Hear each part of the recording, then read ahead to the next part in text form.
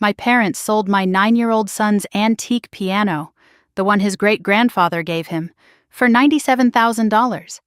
They used the money to build a home theater for my sister's kid. When Grandpa William found out, he didn't yell, he didn't cry.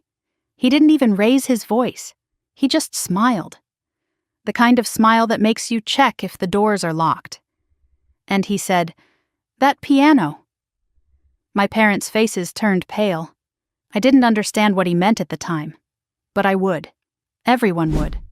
This is the story of how my family tried to erase my son, how they stole his inheritance and turned it into a cinema for a child who already had everything, and how my 72-year-old grandfather made sure they would never forget what they'd done. Some lessons come late, some debts get collected with interest, and some old men have been waiting decades for their children to show their true colors. I knew something was wrong before we even pulled into the driveway. You can smell a renovation the way you can smell a lie. There's something sharp underneath, something that doesn't belong, something that tells you money has been spent without your knowledge. Ethan sat in the back seat, his music folder on his lap, his small metronome tucked into the front pocket of his backpack. He was humming under his breath, the way he always did when he was happy. Chopin. The nocturne his great-grandfather taught him last spring. His fingers tapped rhythms on his knee, already halfway into that focused little world he disappeared into whenever music was involved. "Do you think Grandpa will come visit today?" he asked, pulling his ponytail tighter like he could control the universe with elastic. I glanced at him in the rearview mirror. "He's settling into his new place, remember? The senior community, but we can call him later if you want." Ethan nodded, but his eyes stayed hopeful anyway. Like maybe William had changed his mind overnight and driven back to the house just to hear him practice. My son had a gift for believing in people who actually deserved it. It was the people who didn't deserve it that worried me. "Mom?" His voice was smaller now. "Why does Grandma always ask about Jaden's grades but never about my recitals?" I didn't have a good answer for that. I'd been asking myself the same question for 9 years. "Grandma's just busy," I said. The lie tasted like dust. Ethan didn't push. He never did. That was the problem. We turned onto my parents' street, and that's when I saw the truck. A big white contractor's vehicle with a construction company logo on the side, parked right in the driveway like it owned the place. Behind it, a stack of materials sat by the garage. Wood, insulation, something wrapped in plastic that looked expensive. I pulled to the curb and cut the engine. The smell hit me the moment I opened my door. Fresh paint, sawdust. That sharp chemical tang of new things being built on top of old secrets. Maybe they're fixing the music room. Ethan was already unbuckling, his face bright with possibility. Grandpa always said it needed better lighting. I didn't answer.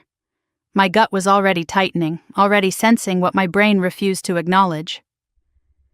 We walked up to the front door. I had a key. Not because I was especially trusted, but because I was useful. There's a difference. One gets you love.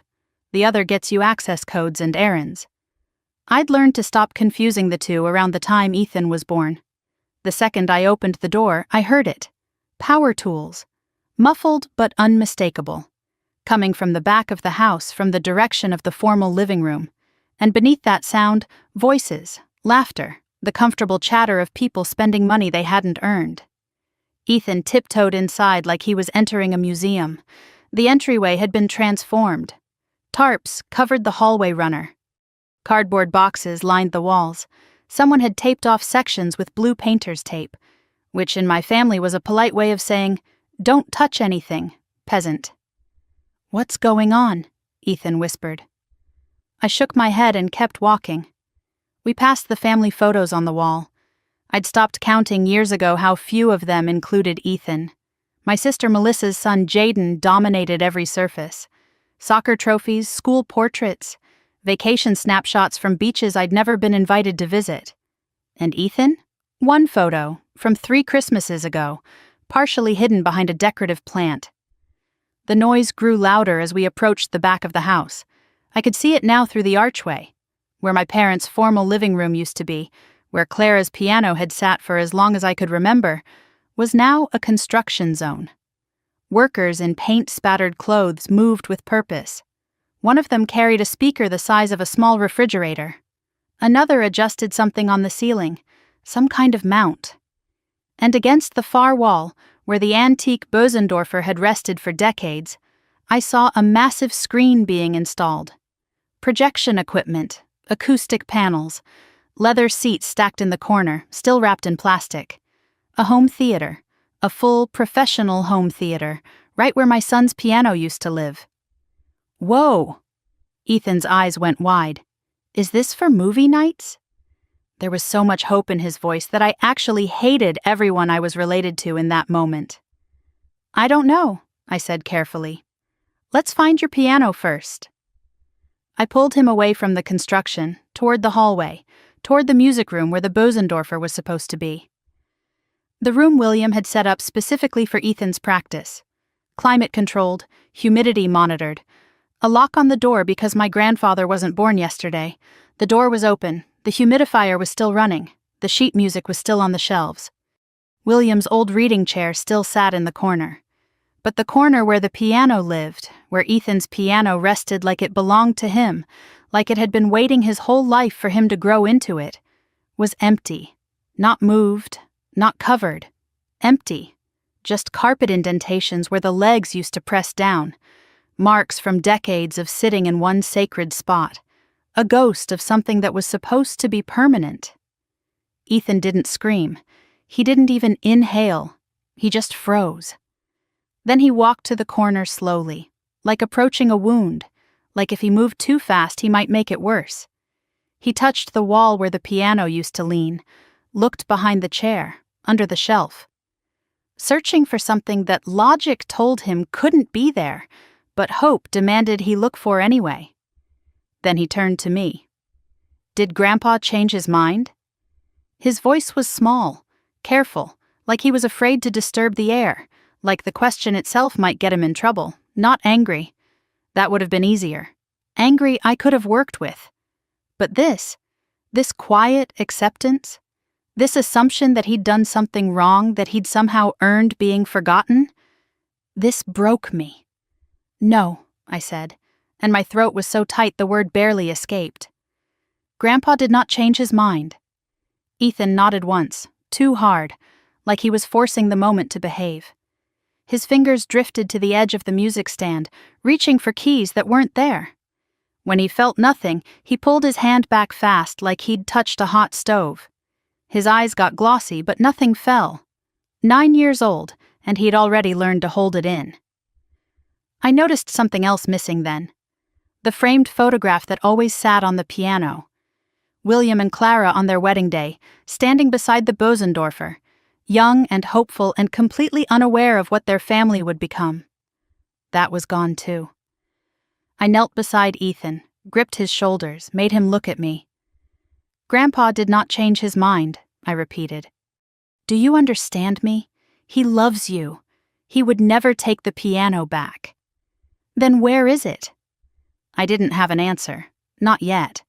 But I could feel where this was heading, and every instinct I had was screaming that my son was standing in the middle of something ugly that I should have seen coming. Stay here, I told him. I'm going to find out what happened. I left him in the empty music room because I needed him not to see my face when I found out the truth. I could feel the anger building, but it wasn't hot. It was cold. The kind of cold that burned slow and didn't stop. I walked toward the kitchen.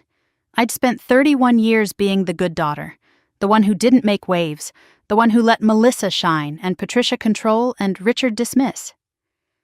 I'd swallowed so much for the sake of family peace that I'd forgotten what my own voice sounded like. But my son was in that room right now, blaming himself for something he didn't do, teaching himself for the 100th time that he wasn't important enough to protect. That ended today.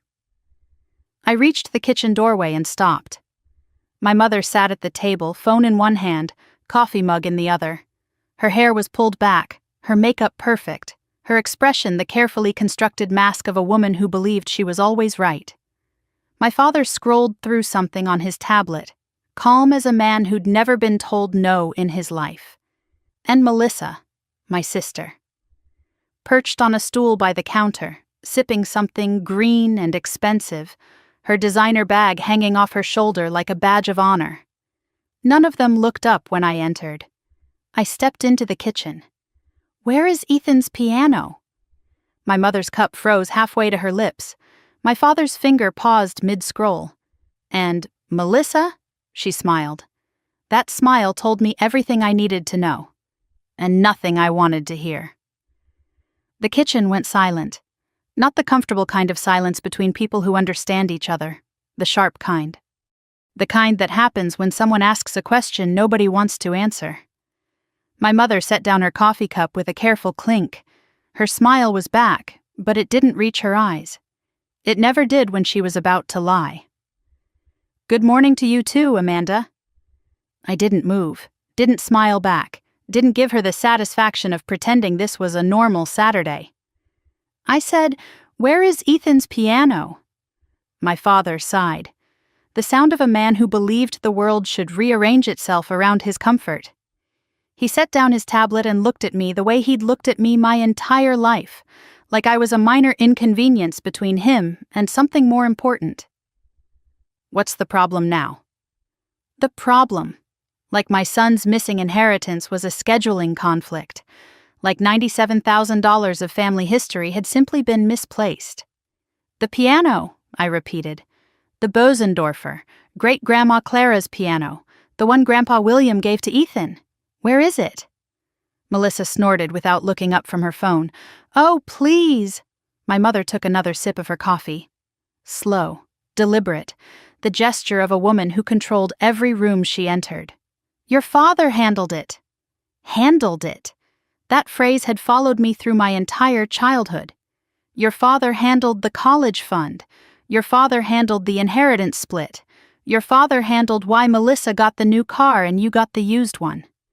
Handled was my family's favorite word for decisions made without my input or consent. Handled it how? My father finally looked up. His expression was calm, patient, the mask of a man who'd never been seriously challenged in his life. "We sold it." The words landed like stones dropped into still water. I felt the impact in my chest before my brain could process what he'd said. "You sold it?" "Yes." He said it like he was explaining basic math to a slow child. It was valuable. It was sitting there. Your grandfather wasn't even using it. Nobody was using it. Ethan was using it. My voice came out sharper than I intended. He practiced on it every Saturday. He was using it today until he walked in and found it gone. My mother waved a hand dismissively. "Amanda, don't start." Don't start.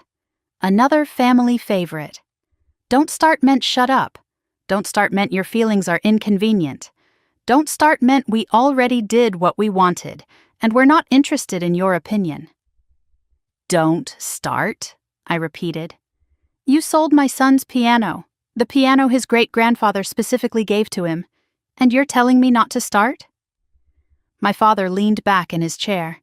It was a family asset. We made a practical decision. A family asset. I tasted the words, and they burned. That's not what Grandpa William called it. He called it Ethan's inheritance. He put it in writing.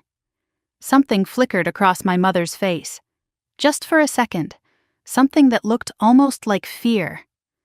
"Your grandfather says a lot of things," she said smoothly. "He's getting older, sentimental. You know how he is." I knew exactly how he was. William Collins was the sharpest person in any room he entered. He'd been running his own business until 5 years ago. He played chess 3 times a week and won more often than not. The idea that he was some confused old man making promises he couldn't keep was absurd, and my mother knew it. But she was betting I wouldn't push. She was betting 31 years of conditioning would keep me quiet. She was wrong. "How much?" My father raised an eyebrow. "Excuse me." "How much did you sell it for?" "The Bosendorfer, 1893 Imperial Grand." "How much?" He actually smiled, proud of himself. $97,000. Cash wire. The collector was very motivated. Quick sale, no hassle. $97,000. My son's inheritance, reduced to a transaction. And what did you do with the money? Melissa finally looked up from her phone. Her smile was back, the one she'd worn in the kitchen doorway, the one that said she knew something I didn't. We invested it in the family, my mother said, in the children. Which children? Nobody answered immediately, and in that silence, I heard the construction noise from the back of the house, the power tools, the workers installing the massive screen where Clara's piano used to sit. The home theater, I said. It wasn't a question. You sold Ethan's piano to build Jaden a home theater. My mother's chin lifted. The children deserve nice things. Which children? I asked again. Because I'm looking at a $97,000 movie room, and I'm not seeing anything that belongs to Ethan. Melissa set down her green juice with a sharp click. Jaden has been asking for a proper entertainment space for years. He has friends. He needs somewhere to socialize, unlike some kids who just sit in corners and play scales all day. I turned to my sister. We were only 3 years apart, but sometimes it felt like we'd grown up in different families. In a way we had. She'd grown up golden. I'd grown up useful. Ethan is 9 years old. He's a child. And you just funded your son's entertainment room with his inheritance. It's not like that, my mother interjected. Ethan can use the theater too. He can watch movies with Jaden. It'll be good for him. Good for him.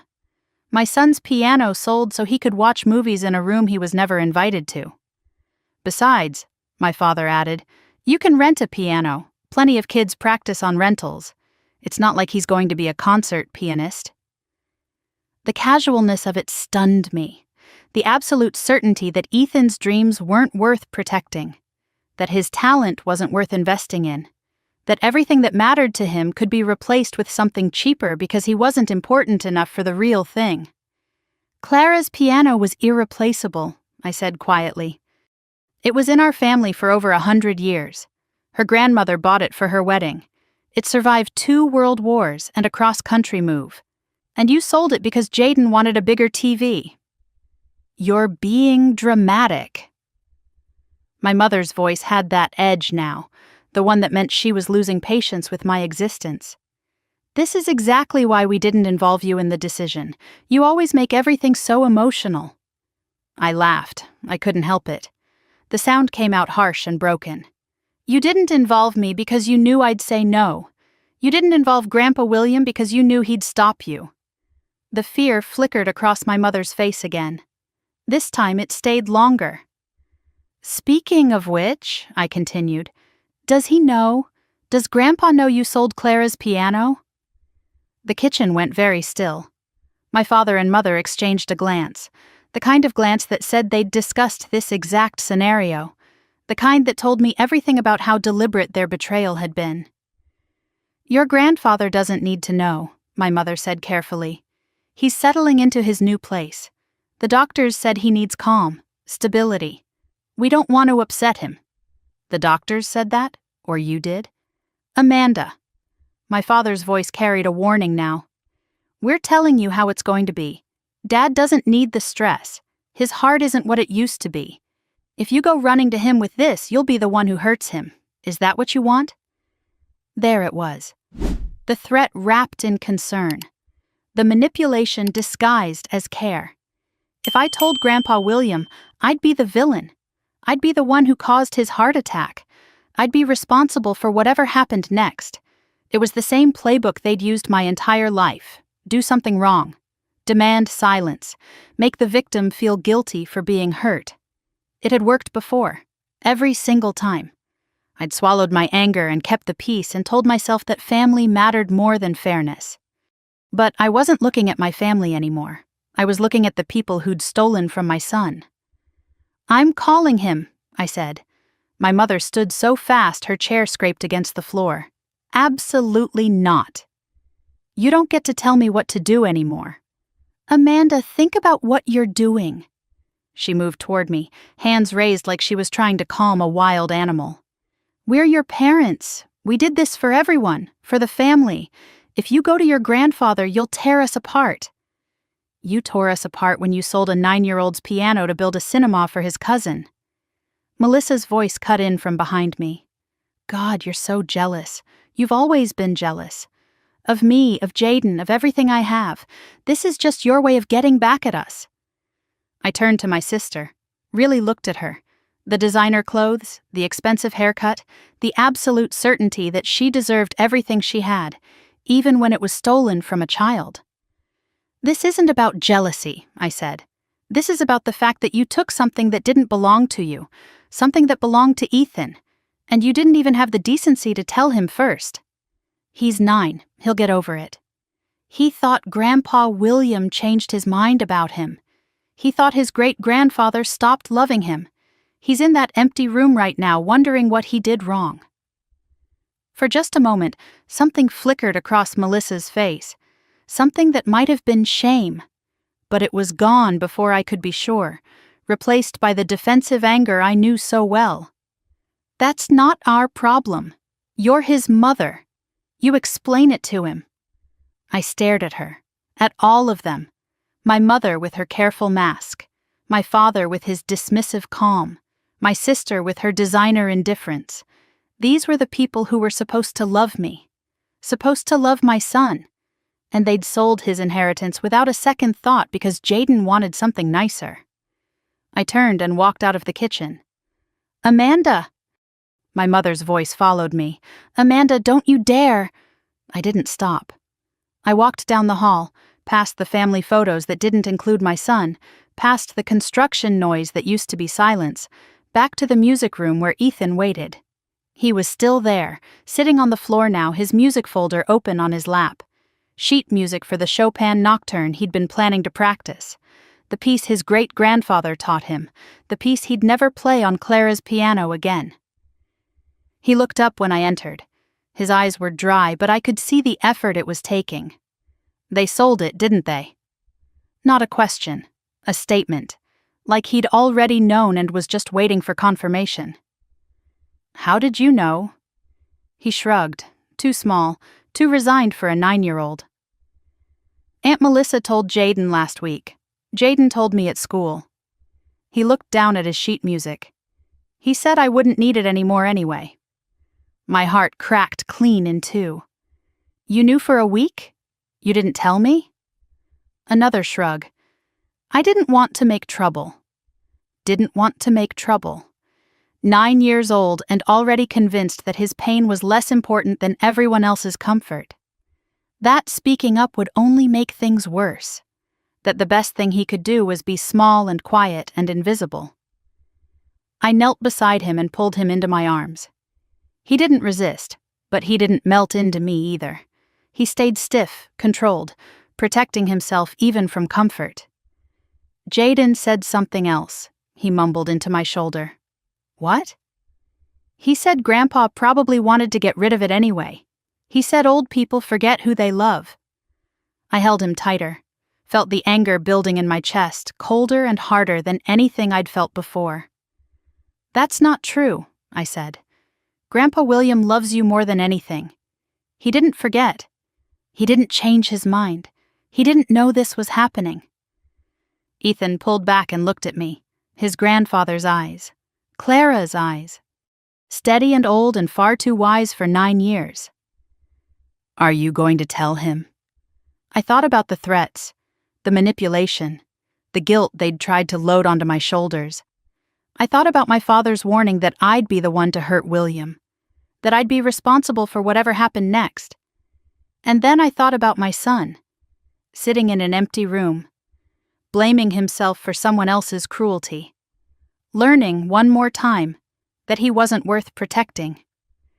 Yes, I said, I'm going to tell him everything. Ethan nodded slowly. Then, so quietly I almost missed it, he said, Good. We walked out of the music room together, past the construction, past the kitchen where I could hear my mother's voice rising in agitation, past the front door and into the sunlight. I buckled Ethan into the car, got behind the wheel, started the engine. As I pulled away from the house, I saw my mother appear in the doorway, Her face was pale. Her hands were shaking. Good. Tonight I would call Grandpa William. I would tell him everything. And whatever happened after that, whatever bridges burned and whatever relationships shattered, I would not let my son grow up believing he didn't matter. I glanced in the rearview mirror. Ethan stared out the window, watching the house disappear. Mom? Yes, baby? What if Grandma and Grandpa get really mad? I gripped the steering wheel and thought about every slight, every dismissal, every stolen moment. Then, they'll finally know how it feels. Ethan nodded slowly. And for the first time all day, something in his face relaxed. We drove toward home. Toward the phone call that would change everything. Toward the moment my family would learn that silence has a price. And they'd just run out of credit. The apartment felt smaller when we got home.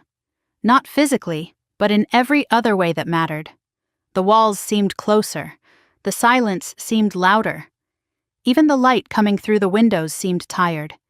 Ethan walked past his keyboard without looking at it.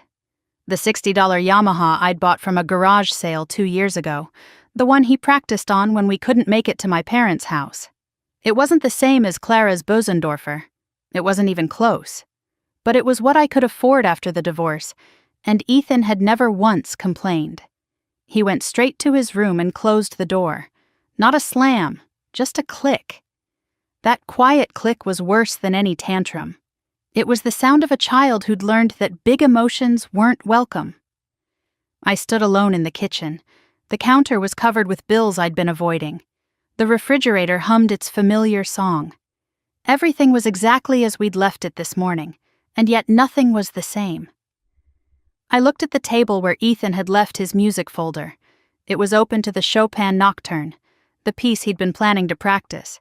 In the margin, in Grandpa William's careful handwriting, was a note. For my Ethan, play this when you miss me. My throat tightened. I pressed my palm against my eyes and forced myself to breathe. 20 minutes passed, then 30. The apartment stayed silent. I walked to Ethan's door and knocked softly. Honey, can I come in? A pause. Then, okay. Not yes, just okay. Permission without enthusiasm. I opened the door. His room was small but tidy, organized with the precision of a child who'd learned that taking up too little space was safer than taking up too much. Posters of classical composers covered one wall. Chopin, Debussy, Beethoven. A gift from Grandpa William for his 7th birthday. Ethan sat on his bed, holding something in his hands. A photograph. I recognized it immediately. It was from his first recital 2 years ago. Ethan and William at the piano, their heads bent together, matching smiles on their faces. The only recital anyone had attended. Just Grandpa. Just him. Do you think he'll be mad at me? Ethan asked without looking up. Who? Grandpa? He nodded. For losing it. The piano. My heart splintered into pieces I wasn't sure I could ever put back together. You didn't lose anything. I sat beside him on the bed. It was taken. That's not the same thing. Ethan shrugged. That terrible small shrug again. It's gone either way, right? I wanted to scream. Not at him. At everyone who'd taught him that his pain didn't matter. At myself, for letting it happen. Ethan, look at me. He raised his eyes. William's eyes. Clara's eyes. The same quiet depth that saw everything and said very little. None of this is your fault. Do you understand? You didn't do anything wrong. He nodded, but I could tell he didn't believe me. Not really. 9 years of being overlooked had taught him something different. I remembered when it started. The moment I should have seen the pattern and didn't, or maybe I did see it and chose not to look. 2 years ago. Ethan's 7th birthday. I'd planned a party. Nothing fancy, just family. I'd ordered a cake shaped like a piano keyboard, bought decorations in his favorite colors, sent invitations to everyone, even though everyone was really just my parents, Melissa, Derek, and Jaden. The morning of the party, my mother called. We need to reschedule, she said. No greeting, no apology, just the announcement. Reschedule? Mom, the party is today. The cake is ready. Ethan's been counting down for weeks. Jaden has his championship soccer game this afternoon. You understand, right? This is important for his future. I stood in my kitchen, phone pressed to my ear, and felt the familiar tightening in my chest. The one that always came when my family asked me to make myself smaller. But it's Ethan's birthday. Amanda. My mother's sigh was the sound of someone explaining something obvious to someone slow. Birthdays happen every year. Championships don't. Melissa already told everyone to come to the game instead. You can do the party next weekend. Mom, I can't just... It's handled. We'll see you at the field at 2. Ethan likes soccer, doesn't he? Ethan didn't like soccer. He'd never shown any interest in sports at all.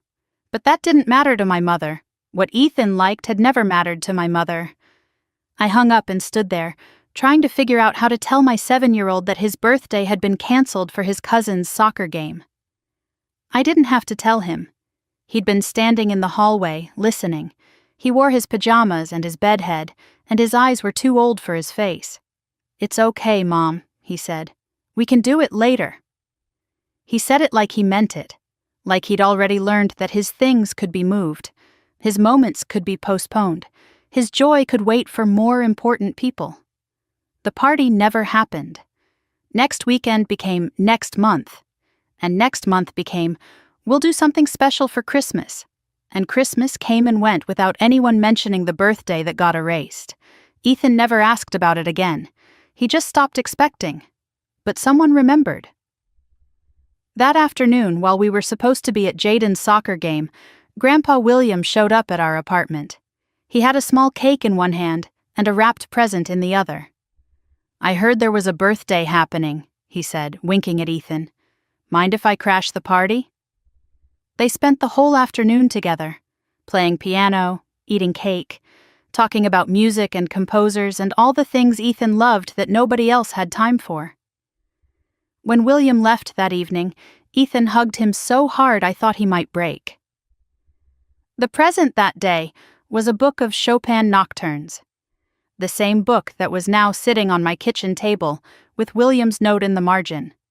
I looked at my son now, still holding that photograph, still blaming himself for something he didn't do. "Ethan, can I ask you something?" He nodded. "Why didn't you tell me? When Jaden told you about the piano, why didn't you come to me?" He was quiet for a long moment. When he spoke, his voice was barely above a whisper. "I didn't want to make you sad. You already had a lot of things to worry about, with the job and the bills and everything." 9 years old. Protecting his mother from his own pain. Swallowing his grief so I wouldn't have to carry it. "Ethan, you never have to protect me like that. Your feelings matter. Your sadness matters. You matter." He looked up at me. "Do I?" The question hit me like a physical blow. "Of course you do." "Then why doesn't anyone else think so?" I didn't have an answer. Or maybe I did, and it was too ugly to say out loud. Because our family was broken. Because they'd picked their favorites a long time ago, and Ethan wasn't on the list. Because I'd spent years trying to keep the peace instead of fighting for my son. I thought about his recital. 8 months ago, the winter concert at the community center. Ethan had been practicing for weeks. Chopin again. The nocturne William had taught him. He was so nervous and so proud and so desperate for someone to witness what he could do. I invited everyone. My parents, Melissa, Derek, Jaden. I called and texted and reminded them 3 times. "It would mean so much to him," I said. "Please." My mother said she'd try, but December was so busy. My father mentioned something about golf. Melissa promised to send Jaden's nanny to record it, then forgot. Nobody came. The community center had plastic chairs and fluorescent lights and a piano that was only slightly out of tune. Ethan sat backstage in his one nice shirt, the one we'd bought together at the thrift store. He'd combed his hair with water. He looked like a tiny gentleman waiting for his moment. Every time the door opened, his eyes jumped to it. Every time it wasn't them, his shoulders dropped a little more. 5 minutes before his turn, the door opened one last time. Grandpa William walked in using his cane, moving slowly but deliberately. He found a seat in the front row, waved at Ethan, and Ethan's whole face changed, like someone had turned on a light that had been off for a very long time. He played beautifully that night. Not perfect, but real. The notes filled the small room, and I watched my son perform for an audience of one. One person who actually wanted to be there. Afterward, William hugged him for a long time. He whispered something in Ethan's ear that I couldn't hear. Later in the car, I asked what Grandpa had said. Ethan smiled. He said the piano will always be mine, no matter what. I'd thought it was sweet, a grandfather reassuring his great-grandson. Now I realized it was a promise. And a warning. There was something else that night. As we walked to our cars, William put his hand on my arm. Amanda, I need you to promise me something. What is it? If they ever try to take what's his, you call me. Day or night, don't try to handle it yourself, call me. I'd laughed. They wouldn't do that, Grandpa. He didn't laugh. His eyes were serious in a way I'd rarely seen. Promise me, Amanda. I promised, without understanding, without believing I'd ever need to keep it. I should have known better. William always understood our family better than I did. He'd been watching them for 40 years. He knew what they were capable of. I looked at Ethan now, the photograph still in his hands, his small body curled inward, taking up as little space as possible. I don't want you to fight with Grandma and Grandpa, he said quietly. They get really mad when people fight with them. I heard what he was really saying. I don't want you to get hurt like I do. 9 years old and already protecting everyone but himself. Something shifted inside me, not a crack, a hardening. I'd spent 31 years being the peacekeeper, the one who smoothed things over. The one who sacrificed so others didn't have to be uncomfortable. I'd told myself it was maturity, wisdom, keeping the family together. But what had it cost? My son sitting on his bed, blaming himself for being robbed. My son learning that his voice didn't count. My son believing that taking up space was dangerous. Peace built on my child's silence wasn't peace. It was complicity. Ethan, I'm going to tell you something, and I need you to really hear it. He looked up at me. From now on, things are going to be different. I'm not going to let anyone treat you like you don't matter. Not Grandma, not Grandpa Richard, not Aunt Melissa, not anyone. Do you understand? What about keeping the peace? There is no peace worth keeping if it means watching you disappear. His eyes filled with tears. Finally, the tears he'd been holding back all day. Mom? Yes, baby? Do you think Grandpa William will be okay when you tell him? I pulled him close and held him while he cried. I think Grandpa William has been waiting for this. I think he knew, somehow, and I think he has a plan. That night, I waited until Ethan was asleep. I checked on him at 10, found him curled around his pillow, the photograph of him and William tucked under his hand. I covered him gently, took the picture and set it on his nightstand, watched him breathe. Then I went to the kitchen and picked up my phone. It was 11:47, too late to call an elderly man. Any reasonable person would wait until morning, but William had said day or night, and I was done being reasonable. I dialed before I could talk myself out of it. The phone rang once, twice, I almost hung up. Third ring, click. Amanda? His voice was alert, not sleepy at all, like he'd been waiting. Grandpa, I need to tell you something. It's about the piano. Silence on the line. The kind of silence that holds its breath. Then, softly, they sold it, didn't they? I froze. How did you know? I had a feeling, when they stopped answering my calls about visiting Ethan, when Patricia changed the subject every time I asked about practice. I hoped I was wrong. Grandpa, I'm so sorry. I didn't know until today. I would have called sooner. Don't apologize for them. His voice was gentle but firm. That's not your job anymore. I told him everything. The home theater. The $97,000. Melissa's smirk, the way they'd tried to silence me, and worst of all, Ethan's question in the empty room. Did Grandpa change his mind? When I finished, the line was quiet for a long moment. I expected anger, grief, maybe tears. What I heard was a soft laugh. Oh, Amanda. Grandpa? Did they really think I wouldn't find out? Did they really think I wouldn't prepare? My heart started beating faster. What do you mean, prepare? Another soft laugh. That piano was never theirs to sell. It's been in a trust since the day Ethan was born, the Clara Collins Memorial Trust. Single asset, single beneficiary. Your parents didn't sell a family heirloom. They sold property that legally belongs to a minor. I gripped the phone so hard my fingers ached. They didn't sell a family asset, William continued. They committed fraud, and I have documentation to prove it. What are you going to do? His voice went calm, cold, certain. I'm going to teach them something I should have taught them 40 years ago, that actions have consequences. Grandpa, I need you to trust me, Amanda. Can you do that?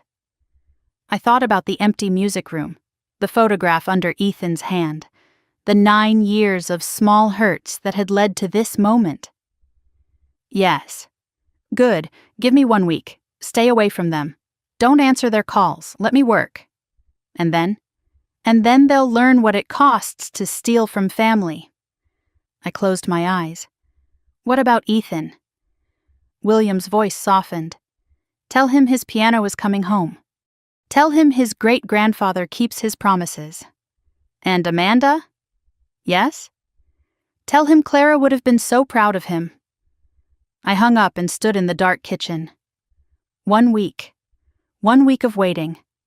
1 week of watching my family squirm without knowing why.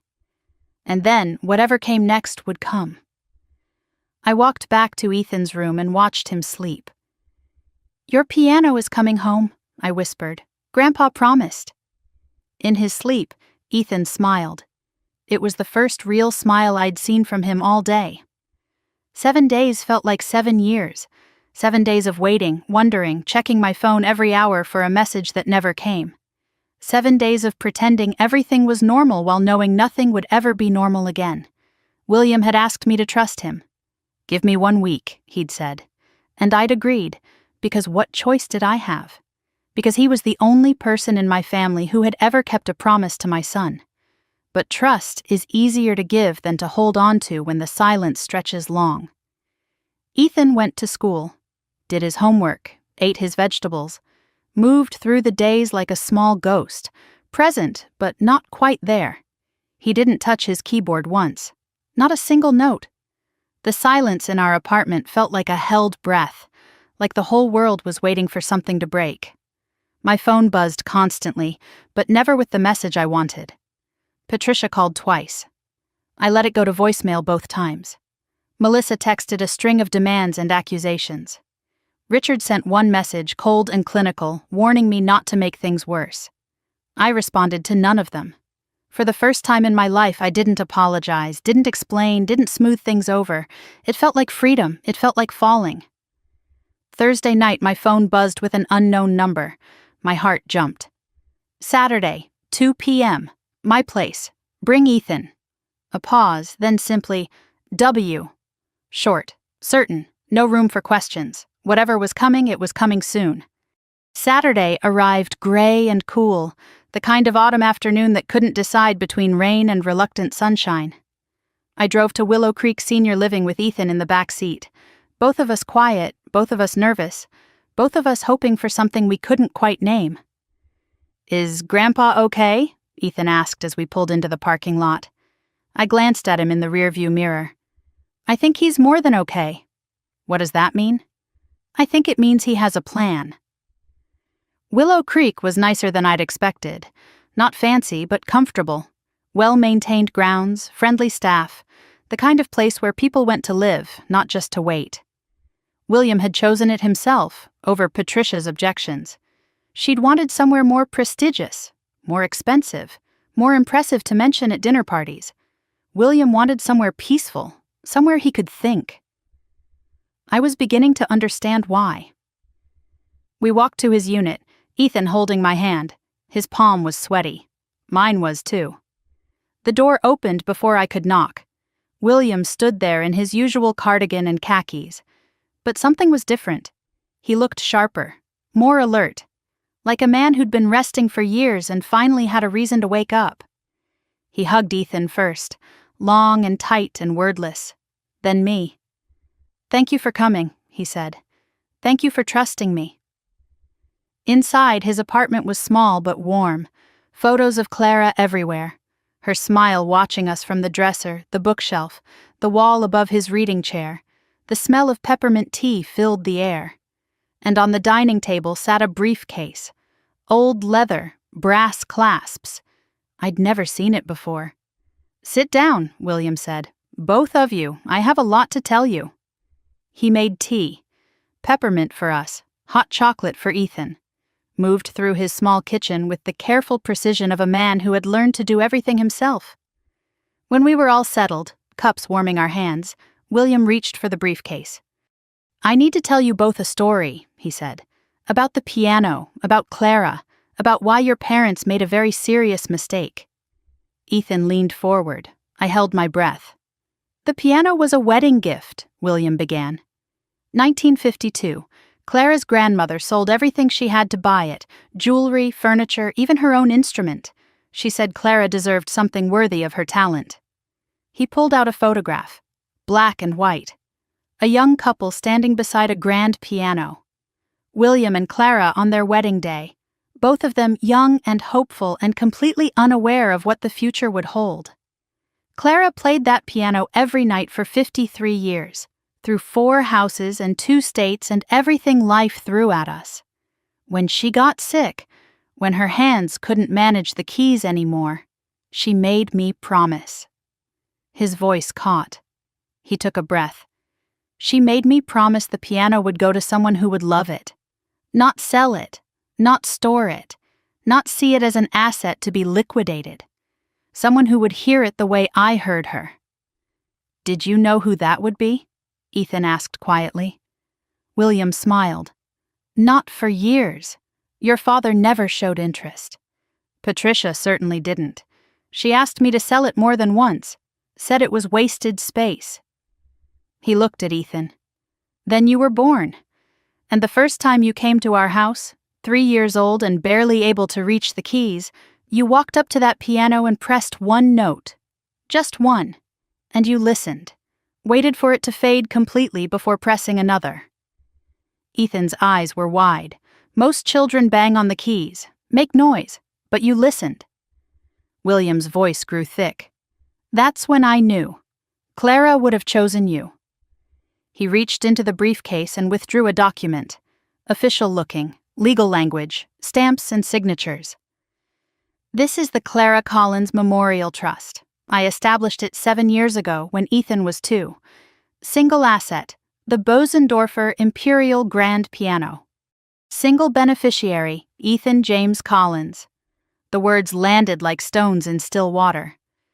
"The piano was never a family asset," William continued. "It was never something your parents had any right to touch. It belongs to Ethan, legally, completely, irrevocably." I stared at the document, at the language I could barely understand but somehow felt in my bones. "They sold something that wasn't theirs," I said slowly. "Yes." "They sold property held in trust for a minor." "Yes." "That's not just wrong, that's illegal." William nodded. "Under state law, it's classified as conversion, selling trust property without authorization. In criminal terms, it could be charged as theft or fraud." Ethan spoke up, his voice small but steady. "Does this mean I can get it back?" William reached over and took his great-grandson's hand. "It means the piano was always yours. It still is. And no one, not your grandparents, not anyone, can change that." I felt something shift in my chest. Hope, maybe. Or the beginning of justice. "What about the buyer?" I asked. "The collector who paid $97,000? Andrew Chen has been in contact with him. He's a legitimate collector who believed he was making a legitimate purchase. When he learned the truth, he was furious." William smiled thinly. "Not at us. At your parents'. He's cooperating fully with recovery efforts. The piano is coming back? It's already secured. Andrew arranged pickup 3 days ago. It's in climate-controlled storage, waiting. Ethan made a sound. Not quite a laugh, not quite a sob. Relief escaping in a rush. But there's something else, William said. Something about the house. I looked up. The house? William reached into the briefcase again. Withdrew another document. Older than the first. Yellowed with age. A property deed. When Clara and I bought that house in 1978, we paid cash. Put it in both our names. When she died, ownership transferred solely to me. He met my eyes. I never gave it to your parents, Amanda. I let them live there. That's not the same thing. The words hung in the air. They've been living in your house, I said slowly, for 40 years, and they think they own it. They assumed. They never asked, just like with the piano. William's expression hardened. They see what they want to see, and they take what they think no one is watching. Why? I asked. Why let them believe it was theirs for so long? Because I know my son, and I knew Patricia the moment I met her. If I'd given them the house, they would have mortgaged it within 5 years, sold it within 10, used it as leverage in ways Clara never would have wanted. He paused.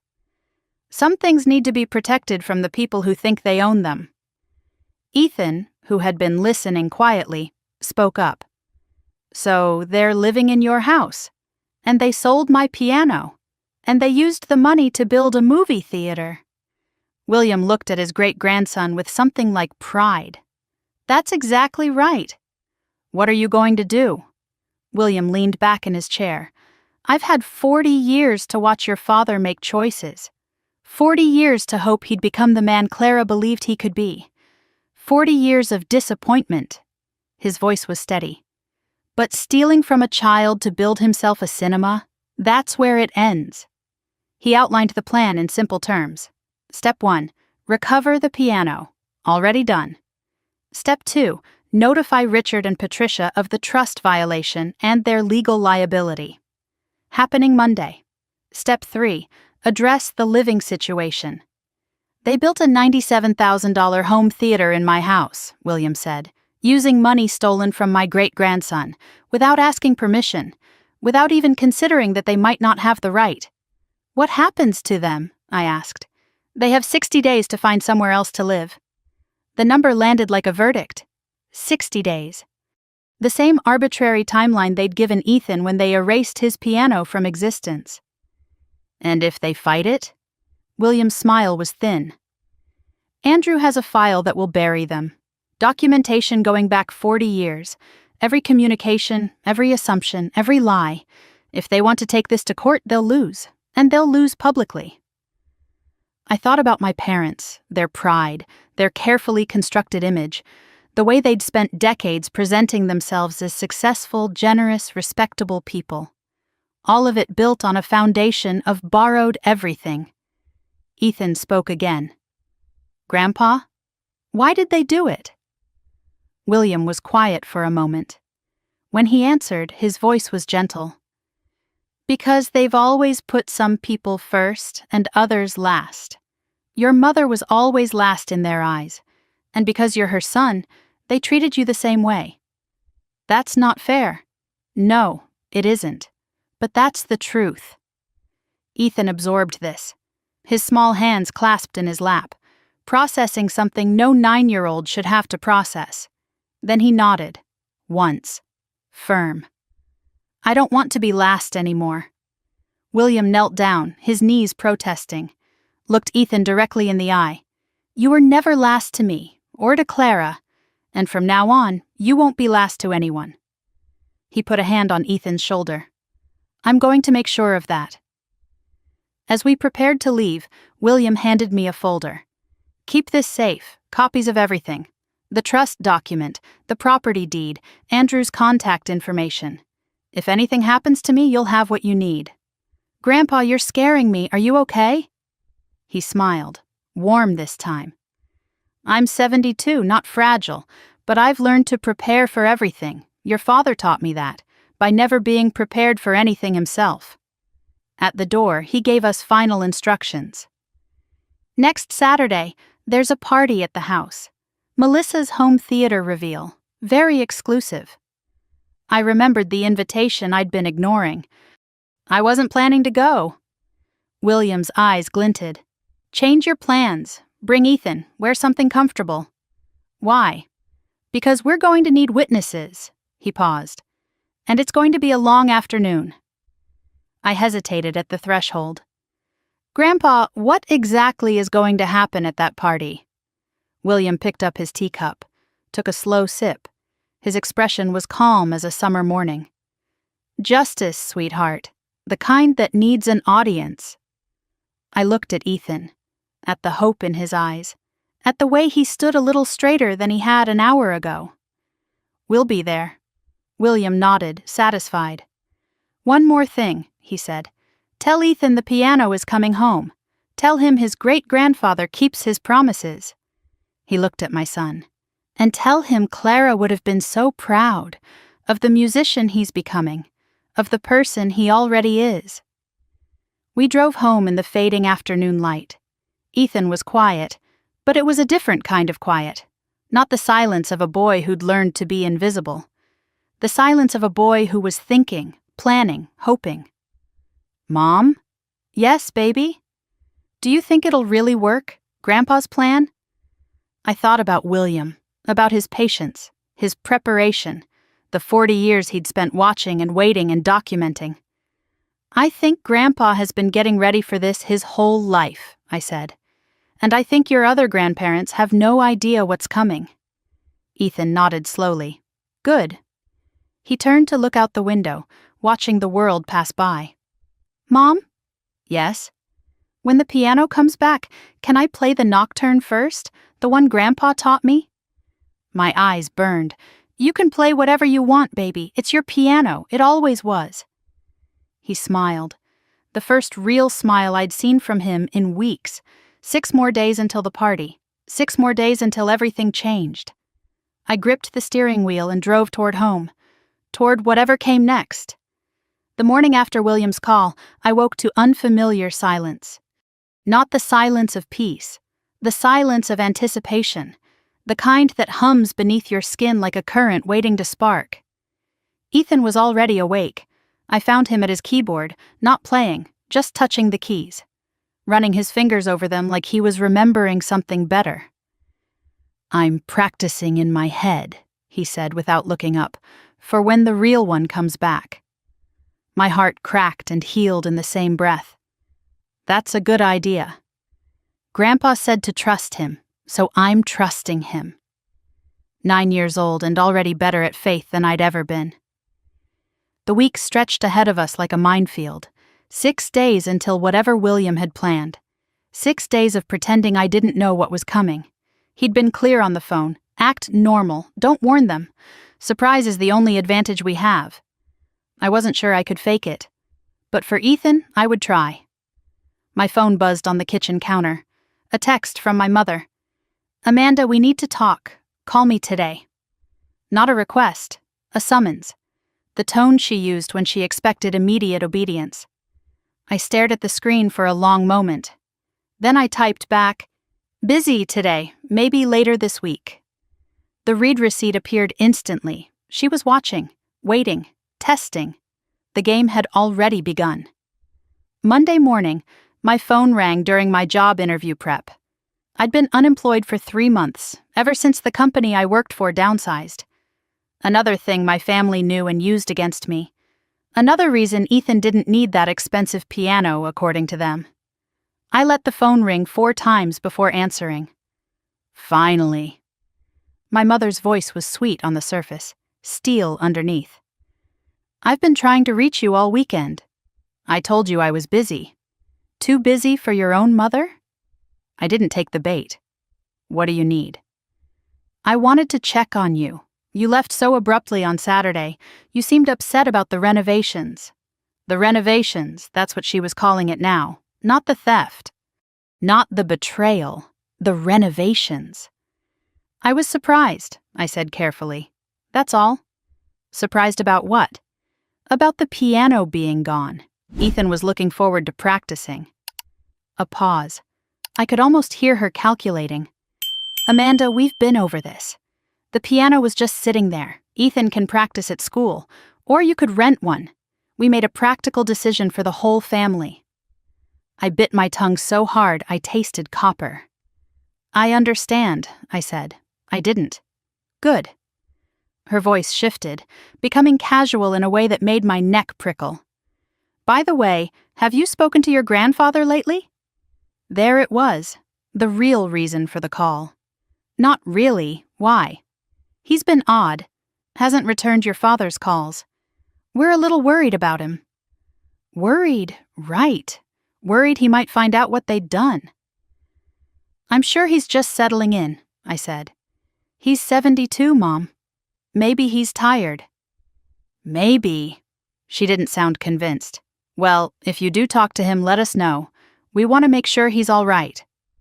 I promised nothing, she noticed. Amanda, you'll tell us if something's wrong? I'll talk to you later, Mom. I hung up before she could push harder. My hands were shaking, not from fear, from restraint. 31 years of telling my mother what she wanted to hear, and now I had to do it for 6 more days. I could do this. I had to. Tuesday brought Melissa. The texts started around noon, one after another piling up like accusations. Mom says you're being weird. What's your problem? You're not still upset about the piano thing, right? It's a piano, Amanda. Get over it. Jaden is so excited about the theater. You should see his face. I read each one, responded to none. When texting failed, she called. I let it go to voicemail. Her message was exactly what I expected. Okay, so you're ignoring me. Very mature. Look, I need you at the reveal party Saturday. Mom wants family photos. Wear something nice for once. And bring Ethan. Jaden wants to show him the surround sound. Call me back. Jaden wants to show Ethan the surround sound bought with Ethan's inheritance. I saved the voicemail. Evidence of tone, if nothing else. That evening, another text arrived. This one from Derek, Melissa's husband. Hey, Amanda. Sorry about all this. For what it's worth, I told them it was a bad idea. I stared at the message. Derek had never texted me directly before. In 15 years of marriage to my sister, he'd barely spoken to me at family gatherings. He existed in Melissa's shadow, agreeing with whatever she said, funding whatever she wanted. Why was he reaching out now? Was he trying to distance himself? Did he sense something coming? I didn't respond to him either, but I filed it away. A crack in the facade, maybe. Or a trap. Wednesday, my father called. This was unusual. Richard never called directly. Patricia usually handled what they called Amanda management. The fact that he was reaching out himself meant they were escalating. Your mother's concerned, he said without greeting. She thinks you're planning something. I almost laughed. Planning what? I don't know, but you've been quiet. That's not like you. Not like me to be quiet. Not like me to stop apologizing. Not like me to refuse the role they'd assigned me. I've just been busy, Dad, job hunting. Right. He didn't believe me. You haven't told your grandfather about the piano, have you? Why does everyone keep asking me that? Because he doesn't need that kind of stress. His heart isn't what it used to be. The doctors... Which doctors? Have you talked to his doctors? A pause. Amanda, don't take that tone with me. I forced my voice flat. I haven't told him anything. Technically true. He already knew. Richard exhaled. Good. Keep it that way. What's done is done. Telling him now only hurts him. I understand. Good. His voice warmed slightly, the reward for compliance. Look, I know you think we favor Melissa, but we're doing what's best for everyone. The theater will be great for family gatherings. You'll use it too. Ethan can watch movies with Jaden. It'll be good for him. Good for him. My son's inheritance turned into movie nights for his cousin. I'm sure it will be wonderful, I managed. See you Saturday. Wear something nice.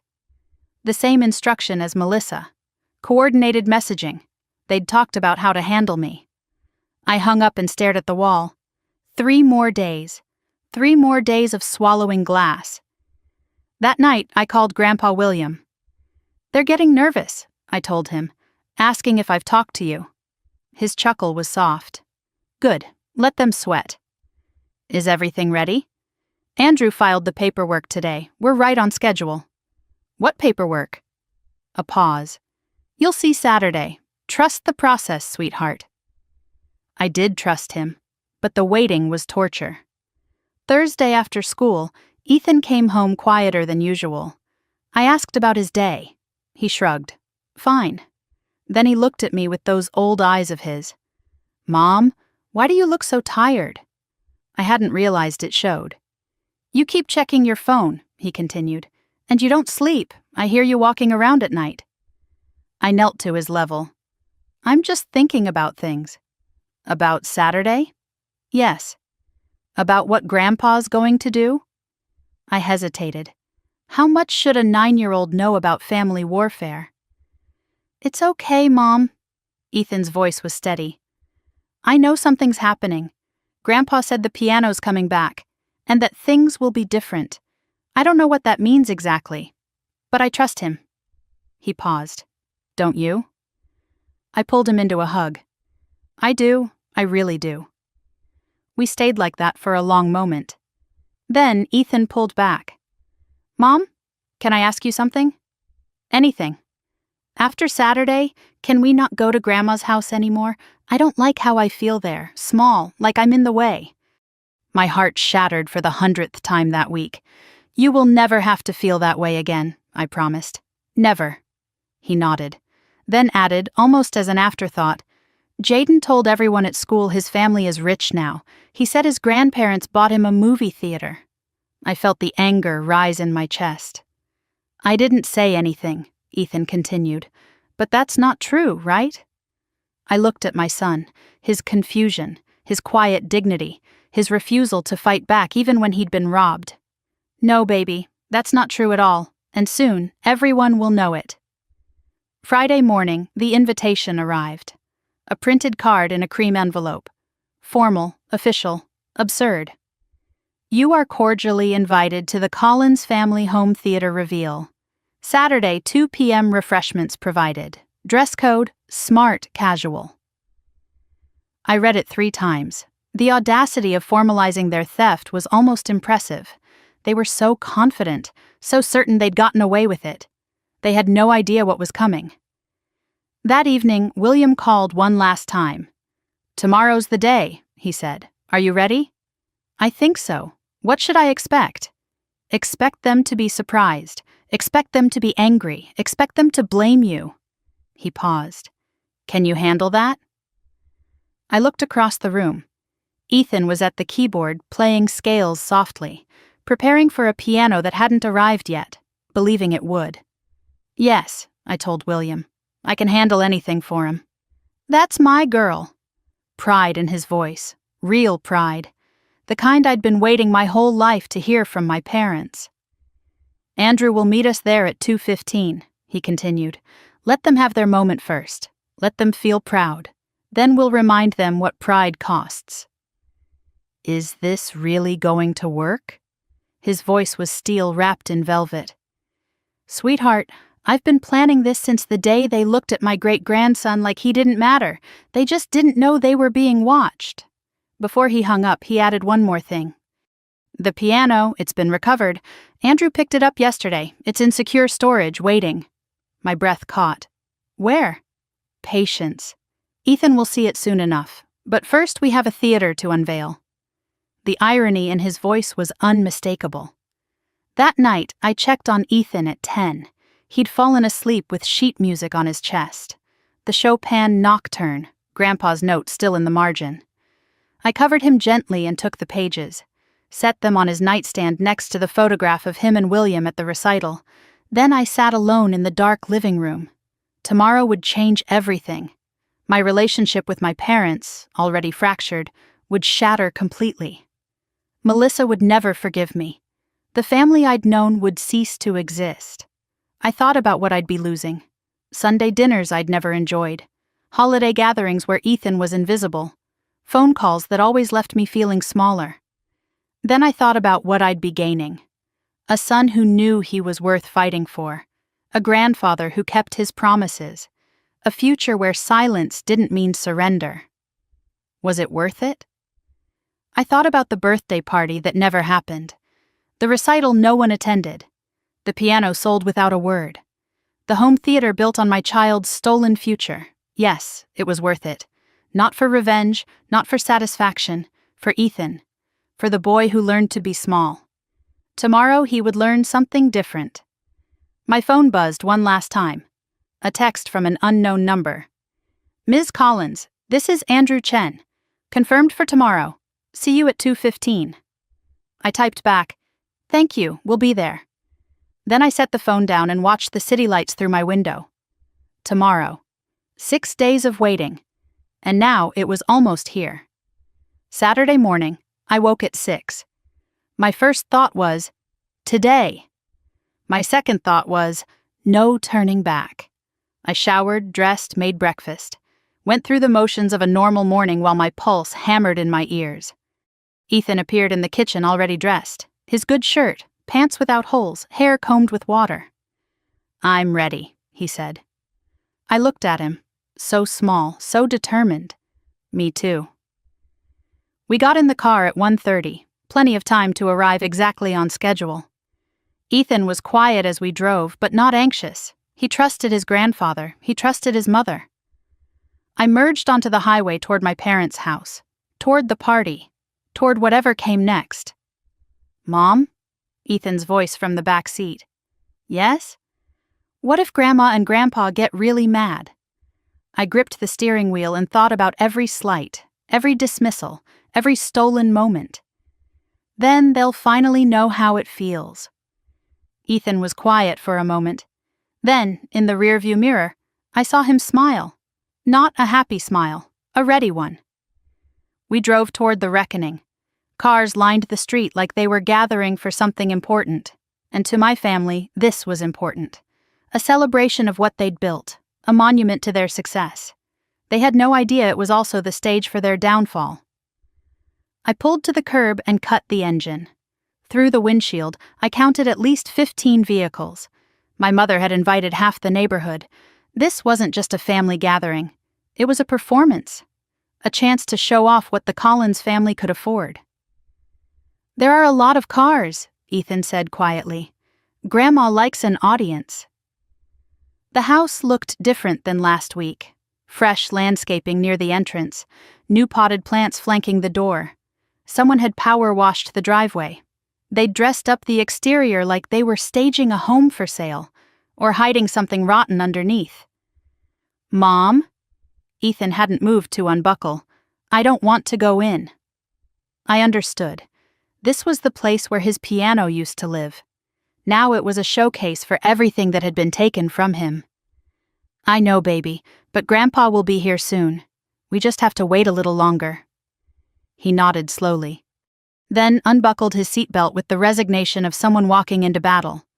I checked my phone. 2:03. Andrew Chen would arrive at 2:15, William shortly after. 12 minutes of performance. I could do this. We walked toward the front door. As we got closer, I could hear it. Bass thumping through the walls. They were already showing off the sound system. Ethan squeezed my hand. "I can hear the speakers from here," he said. "Not for long." My mother opened the door before I could knock. She'd been watching from the window. Of course she had. Patricia Collins never missed an entrance. "There you are!" Her smile was wide, her hug stiff, all for show. The neighbors across the street were probably watching. I was starting to worry you wouldn't come. "We wouldn't miss it," I said. The lie tasted like ash. She ushered us inside, and the noise hit me immediately.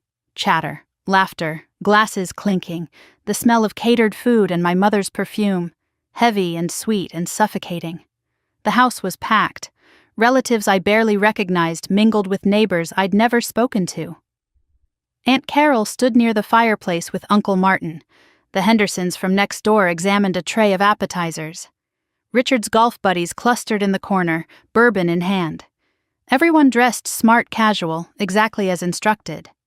My family was nothing if not coordinated. A banner hung across the archway leading to the back of the house. "Welcome to Collins Cinema," in gold letters on black fabric. They'd named it, like it was an achievement, like it was something to be proud of. "Amanda!" My father's voice cut through the crowd. He crossed the room with his politician's smile, arms open wide. "And Ethan, my favorite grandson." Ethan flinched. They both knew it wasn't true. Richard put a hand on my shoulder, steering us toward the back of the house. "Come see what we've done. You won't believe it." I already believed it. I'd seen the construction. But I let him lead us anyway, playing the part of the impressed daughter. We passed through the archway, and I caught a glimpse of the wall where Clara's piano used to sit, where Ethan had practiced every Saturday for 2 years, where music used to live. Now it held a massive movie poster in a gilded frame, The Godfather, my father's favorite film, a story about family loyalty and betrayal. The irony was so thick I nearly choked on it. "Here we are," Richard announced, pushing open double doors with theatrical flourish. "Collins Cinema!" The room took my breath away, not in a good way. 4 rows of reclining leather seats in deep burgundy with gold accents. A screen that covered the entire far wall. Speakers mounted in every corner, wires hidden behind custom acoustic panels. A real popcorn machine sat in one corner, the kind you see in actual movie theaters. And the ceiling. Someone had installed fiber optic lights in patterns that mimicked stars. They twinkled softly overhead, turning the room into a private planetarium. This wasn't a home theater. It was a shrine to excess. I did the math in my head. The seats alone were probably $10,000. The projector, another 15. The sound system, the construction, the acoustic treatment, the custom lighting. $97,000, every cent of it stolen from my 9-year-old son. The guests oohed and awed around us. Comments floated through the air like confetti. "Richard, this is incredible. Patricia, you've really outdone yourself. Jaden must be thrilled," everyone praised. Everyone marveled. No one asked where the money came from. No one wondered what used to occupy this space. The piano had been erased completely, and no one even noticed. I looked down at Ethan. He stood frozen, staring at the wall. The exact wall where his piano had lived for decades, now covered in acoustic foam and movie memorabilia. His expression wasn't angry, wasn't sad, just hollow. The look of someone confirming something they already knew. This is what I'm worth to them. Nothing. Melissa appeared at my elbow, glass of champagne in hand.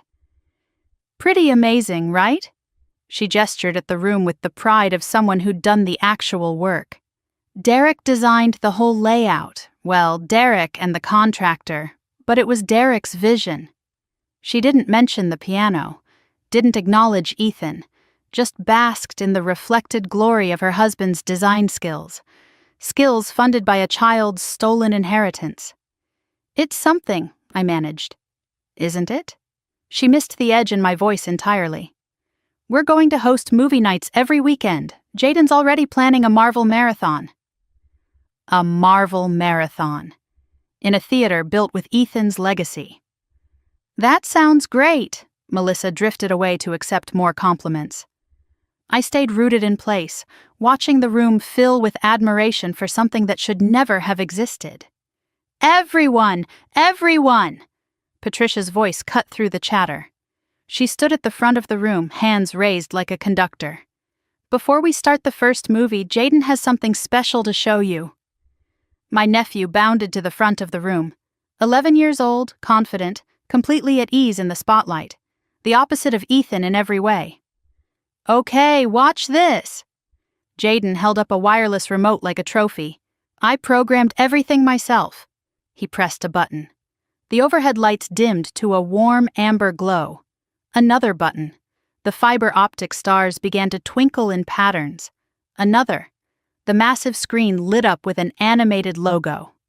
Collins Cinema, in sweeping letters, complete with dramatic music, custom made, professional quality, probably another few $1,000s. The crowd applauded. Comments showered down on Jaden like rose petals. So impressive! What a talented young man. He'll be running Hollywood someday. Patricia beamed. Melissa wiped away a fake tear. Richard clapped his grandson on the shoulder, pride radiating from every pore. 3 generations of favoritism on full display. I looked for Ethan. He'd drifted to the corner of the room, as far from the spotlight as possible. No one greeted him. No one asked about his music. No one acknowledged he existed. He was invisible. Just another body to fill out the family photo later. Jaden spotted his cousin across the room. He walked over with his remote still in hand, the conquering hero approaching the vanquished. Pretty cool, right? Jaden's smile had an edge to it. My grandparents built this just for me. Ethan said nothing. Jaden leaned closer. Bet you wish you had something like this. Still, Ethan said nothing, but I saw his hands clench at his sides, small fists, quiet rage, just like his mother. Jaden, Melissa called from across the room, come show Mrs. Henderson the surround sound. He bounced away, leaving Ethan alone in his corner. I crossed to my son and put my hand on his shoulder. He didn't look up. 11 more minutes, I whispered. Can you hold on? He nodded once. That was all. Everyone gather for a family photo. Patricia's voice again, cutting through everything. By the screen! I want everyone in front of the screen! The Collins clan assembled. Richard and Patricia took center position, of course. Melissa and Derek flanked them with Jaden front and center. Golden child, golden position. Amanda and Ethan were directed to the end, almost out of frame. Afterthoughts in our own family. A neighbor volunteered to take the picture. Okay, everyone squeeze together. Patricia pulled Jaden closer to her. Melissa adjusted her hair. Derek straightened his tie. No one moved to include Ethan. He stood at the edge, half hidden behind Derek's shoulder. I made a decision. I stepped forward, pulling Ethan with me, positioned him in front of me, my hands on his shoulders, made sure he was visible. My mother shot me a look. Annoyed, but she couldn't say anything, not with witnesses. Say Collins Cinema. Everyone smiled on command. My smile felt like cracked plaster, but I held it. The flash went off. The moment was captured, evidence of a family that looked whole, but was already broken. My phone vibrated in my pocket. I didn't look, but I knew. 2:14. Andrew Chen was almost here. William, right behind him. The performance was nearly over. I noticed Richard checking his phone, again. He'd been doing it all afternoon, glancing at the screen, then pocketing it quickly. His confident host mask was slipping. Something was bothering him. Maybe he'd felt the shift in the air. Maybe his instincts were warning him of what was coming. Uncle Martin approached Richard with a glass of wine. William's younger brother. I'd always liked him. Say, Richard, where's Bill today? Surprised he's not here for the big reveal. Richard's face twitched, almost imperceptibly. Almost. Dad's not feeling well, sends his regards. Really? Martin frowned. Funny, I talked to him yesterday. Seemed fine to me. Richard changed the subject fast. Too fast. Have you tried the crab cakes? Patricia had them specially made. Martin let it go, but his eyes lingered on Richard for a moment longer. Suspicious. I filed it away. Richard had lied, smoothly, automatically, just like he'd lied about the piano being a family asset, just like he'd lied about everything. But today, the lies wouldn't hold. The doorbell rang. The sound cut through the chatter like a knife. Patricia looked up, annoyed. Who's that? Everyone's already here. My heart slammed against my ribs. I checked the time. 2:15 exactly, right on schedule. I'll get it, I said, already moving. Amanda, wait! But I was already at the door, my hand on the knob, my pulse thundering in my ears. I opened it. A man in his 40s stood on the porch, navy suit, conservative tie, leather briefcase. His expression was calm, professional, revealing nothing. "Ms. Collins," his voice was steady. "I'm Andrew Chen." Behind him, a car pulled into the driveway. The door opened, and Grandpa William stepped out. He moved slowly, using his cane, but his posture was straight. He wore his best suit, the charcoal gray one he'd worn to Clara's funeral. I understood the choice. Today was also about honoring what Clara loved, what they'd tried to steal. He walked up the path toward me. Andrew Chen stepped aside to let him pass. William reached me and took my hand, squeezed it once. "You did well, sweetheart," he said quietly. "Now let me do the rest." Ethan appeared behind me. He must have followed when he saw who was at the door. His eyes went wide at the sight of his great-grandfather. He nearly ran into William's arms. William caught him in a one-armed hug, his cane in the other hand. "There's my boy." "Is it time?" Ethan whispered. William nodded. "It's time." The three of them stood together. Andrew Chen with his briefcase full of documents, William in his funeral suit, Ethan with hope in his eyes for the first time in weeks. They turned toward the house. I followed. The party noise continued for about 3 more seconds. Then someone looked toward the entryway. Then someone else. The chatter died. The laughter stopped. The room went still. Patricia stood near the theater doors, champagne glass frozen halfway to her lips. Her eyes moved from William to Andrew Chen to the briefcase. Something flickered across her face. Fear. "Bill!" Her voice was strained. "What are you doing here? Richard said you weren't feeling well." William smiled. Not a warm smile, not a cold one either. Something in between, something patient. "I'm feeling better than I have in years, Patricia." He walked into the room. Andrew Chen beside him, Ethan and I behind. Richard emerged from the theater, face already pale. "Dad, what's going on?" William looked at his son, looked at the banner, looked at the room full of witnesses. "I thought I'd come see what you built," he said. "It seems quite impressive." "Dad, this isn't... You should have called first." "And miss the celebration?" William shook his head slowly. "No, I wanted to be here, with the whole family, with all these witnesses." He turned to Andrew Chen. "This is my attorney, Andrew Chen. He has some documents I think everyone should see." Patricia's champagne glass trembled in her hand. Richard took a step forward, then stopped. Melissa grabbed Derek's arm. The room was absolutely silent. William looked around one more time, at the theater, at the guests, at the family who thought they'd gotten away with everything. "Shall we begin?" Richard's voice cracked. "Dad, what is this?" William's smile widened, patient, certain, final. "This is a reckoning, Richard." He gestured toward the leather seats. "Please, everyone, have a seat. We're going to be here a while." Nobody moved. 30 people in the room, and not a single one of them breathed. The fiber optic stars kept twinkling overhead, absurdly cheerful for what was about to happen. William stood in the center of the room like a verdict waiting to be delivered. Andrew Chen beside him, briefcase in hand. The leather seats that had seemed so impressive 5 minutes ago now looked like gallery seating for a trial. Patricia was the first to attempt recovery. She set down her champagne glass with a careful clink and summoned her hostess smile. "Bill, what a wonderful surprise." Her voice was too bright, too loud. The performance of a woman who could feel the ground shifting beneath her feet. "We didn't expect you. Richard said you weren't feeling well." William's eyes moved slowly to his son. "Richard says a lot of things." The words landed like stones in still water. I watched the ripples spread across the room, guests exchanging glances, whispers beginning to form.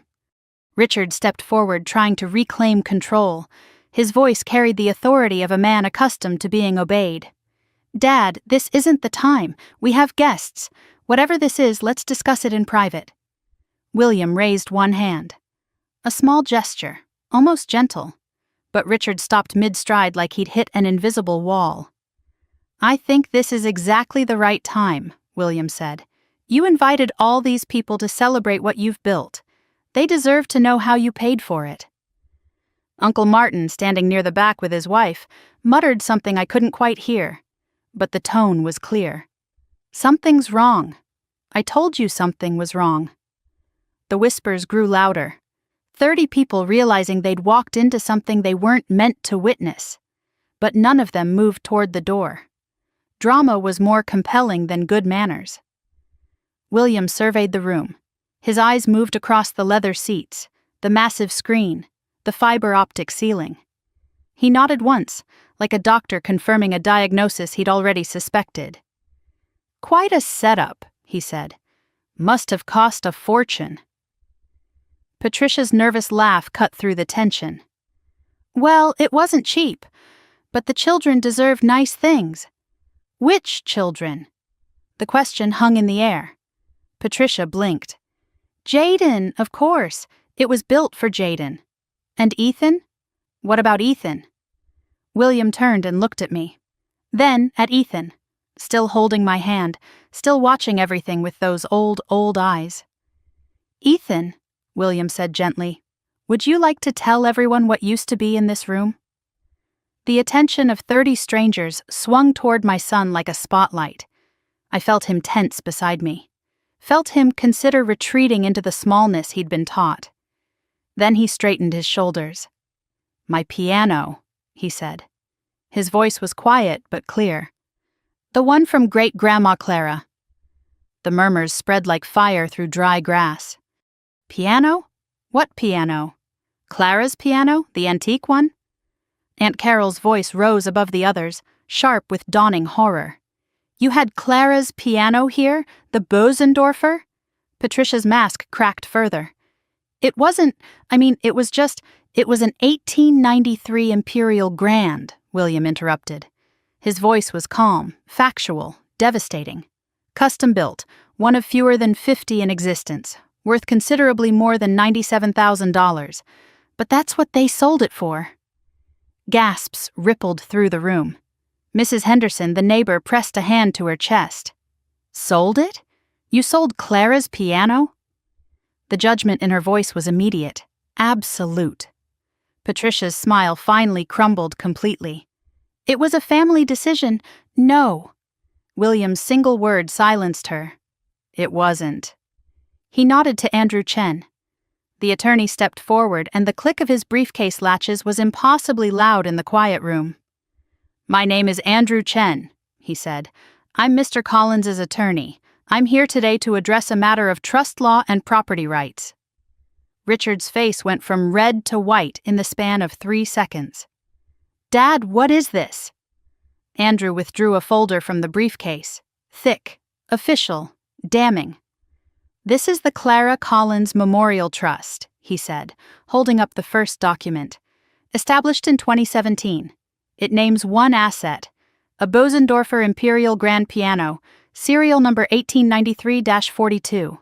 He paused, letting the words sink in. "And one beneficiary, Ethan James Collins, minor child." The room went absolutely still. "This piano," Andrew continued, "was never a family asset.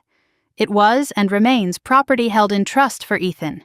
It could not be legally sold, transferred, or disposed of by anyone other than the trustee." He looked directly at Richard and Patricia. "Which was not either of you." Patricia's voice climbed into a register I'd never heard before. "We didn't know about any trust. Bill never told us. Nobody showed us any paperwork." William's expression didn't change. "Ignorance isn't a defense, Patricia, especially when you never bothered to ask." Richard tried a different approach. His voice shifted from defensive to placating. "Dad, this is clearly a misunderstanding. Everyone thought the piano was just sitting there. We made a practical decision for the family." "You made a decision to steal from your grandson." William's voice hardened for the first time. "Let's not pretend otherwise." Melissa pushed forward, Jaden cowering behind her. "This is ridiculous. The piano was just collecting dust. We did something useful with the money." Andrew Chen turned to her with the patience of someone who had heard every excuse. "Ma'am, selling trust property without authorization is a felony. Under state law, it's classified as conversion. In some jurisdictions, it's called theft." Melissa's mouth opened, closed, opened again. No sound came out. I watched the room transform. The guests who'd been praising the theater 5 minutes ago now looked at it with different eyes. The leather seats, the massive screen, the popcorn machine, the fiber optic stars, all of it purchased with a child's stolen inheritance. The admiration had curdled into something else entirely. Aunt Carol stepped forward, Clara's niece, a woman who had loved her aunt in ways Patricia never had. "You sold Clara's piano?" Her voice trembled with barely contained fury. "The piano she played every night until her hands couldn't anymore? The piano she wanted to stay in the family forever?" Patricia started to answer, but Carol wasn't finished. "You sold it to build a movie theater for an 11-year-old? The disgust in her voice was a physical thing. It filled the room. It landed on Patricia like a weight she couldn't escape. Uncle Martin added his voice to the chorus. That piano survived 2 world wars and a cross-country move. Clara used to say it was the only thing she'd save in a fire. He gestured at the theater around them. "And you sold it, for this." The neighbors exchanged looks. Mrs. Henderson leaned toward Mrs. Parkinson, and I caught the whisper. "I always thought something was off about them." "Remember when they redid the kitchen last year? Same energy. Always spending like they have more than they do." The Collins family reputation was unraveling in real time. 40 years of careful image management destroyed in 5 minutes. Richard's face had gone gray. He noticed the tide turning, noticed the judgment in every pair of eyes. "This is a misunderstanding." His voice was too loud, too desperate. "Dad, please, can we discuss this privately?" William shook his head slowly. "You wanted witnesses for your celebration, Richard. Now you have witnesses for the truth." He turned to Ethan, extended his hand. "Ethan, would you come here, please?" I released my son's hand. He walked to his great-grandfather on steady legs. Small, but not shrinking. Not anymore. William put a gentle hand on Ethan's shoulder and addressed the room. "This is my great-grandson. He's 9 years old. He's been playing piano since he was 4. He practiced on Clara's piano every Saturday for 2 years. William's voice caught slightly. "Until 6 weeks ago when it disappeared." He looked down at Ethan. "Did anyone tell you they were selling your piano?" Ethan's voice was clear. "No." "Did anyone ask your permission?" "No." "Did anyone explain what was happening?" "No." Ethan paused. "I just came to practice and it was gone. I thought—" His voice wavered for the first time. "I thought you changed your mind about me. I thought I did something wrong." Someone in the crowd made a sound of sympathy. Aunt Carol pressed both hands to her mouth. Even Mrs. Henderson, who barely knew us, looked stricken. A 9-year-old boy thought his great-grandfather had stopped loving him because his grandparents couldn't be bothered to lie better. Melissa tried once more. "We were going to tell him." "When?" My voice cut through before I could stop it. Every head turned toward me. "When were you going to tell him, Melissa? After Jaden hosted his 10th movie marathon? After Ethan gave up on music entirely?" Melissa's face flushed red. She grabbed Jaden's arm and pulled him back, but there was nowhere to hide. Andrew Chen stepped forward again, drawing attention back to the legal matter at hand. "To summarize the situation," he said, his tone as calm as a news anchor reporting a hurricane. "Richard and Patricia Collins sold property held in trust for a minor. They did so without legal authority and without disclosure. The proceeds, $97,000, were used for personal renovation of a property they do not own." Wait. I felt the words land differently than everyone else. "Do not own." Richard's head snapped up. Patricia went very still. Andrew continued as if he hadn't just dropped a bomb. "The purchaser of the piano has been notified that he acquired stolen property. He's cooperating with recovery efforts. The instrument has been located and secured. Ethan's head snapped up. My heart leaped. It will be returned to its rightful owner within the week. Ethan's breath caught. Not a sob, just relief, escaping in a rush. Richard found his voice. You can't do this. That money is gone. It's in the walls. We can't just give it back. He gestured wildly at the theater around them, as if the leather seats might support his case. Andrew remained unmoved. That's between you and the buyer, Mr. Collins. He's already retained his own attorney. I suspect you'll be hearing from them soon. Patricia sank onto one of the leather seats, the seats paid for with Ethan's inheritance. Her face had gone the color of ash. Bill, please. Her voice was barely a whisper. We're family. You can't do this to family. William looked at her for a long moment. I couldn't read his expression. It wasn't angry. It wasn't sad. It was something older, something that had been waiting decades to be released. You did this to family, Patricia. I'm simply making it visible. Derek, who had been silent through all of this, took a step away from his wife, a physical distance that spoke louder than any words. He caught my eye and shook his head slightly. I told them, his expression said. For what it's worth, I told them this was a bad idea. I remembered his text message from earlier in the week. He'd seen this coming, and now he was already choosing sides. Patricia looked around the room, at the neighbors backing toward the door, at the relatives who wouldn't meet her eyes, at her own husband, frozen in place, useless as always. Haven't you made your point? Her voice cracked. Can we stop this now, please? Richard rallied one last time. Yes, Dad. Message received. We made a mistake. We'll fix it. Now, can we please ask everyone to leave so we can discuss this as a family? His voice broke on the word family, like he'd just remembered what it was supposed to mean. William was quiet for a moment. He looked at his son, at his daughter-in-law, at the theater they'd built on a foundation of theft. Then he spoke. There's one more thing we need to discuss, before anyone leaves. The guests who had been edging toward the door stopped moving. Even I felt my breath catch, though I knew what was coming. The piano wasn't the only thing you assumed was yours.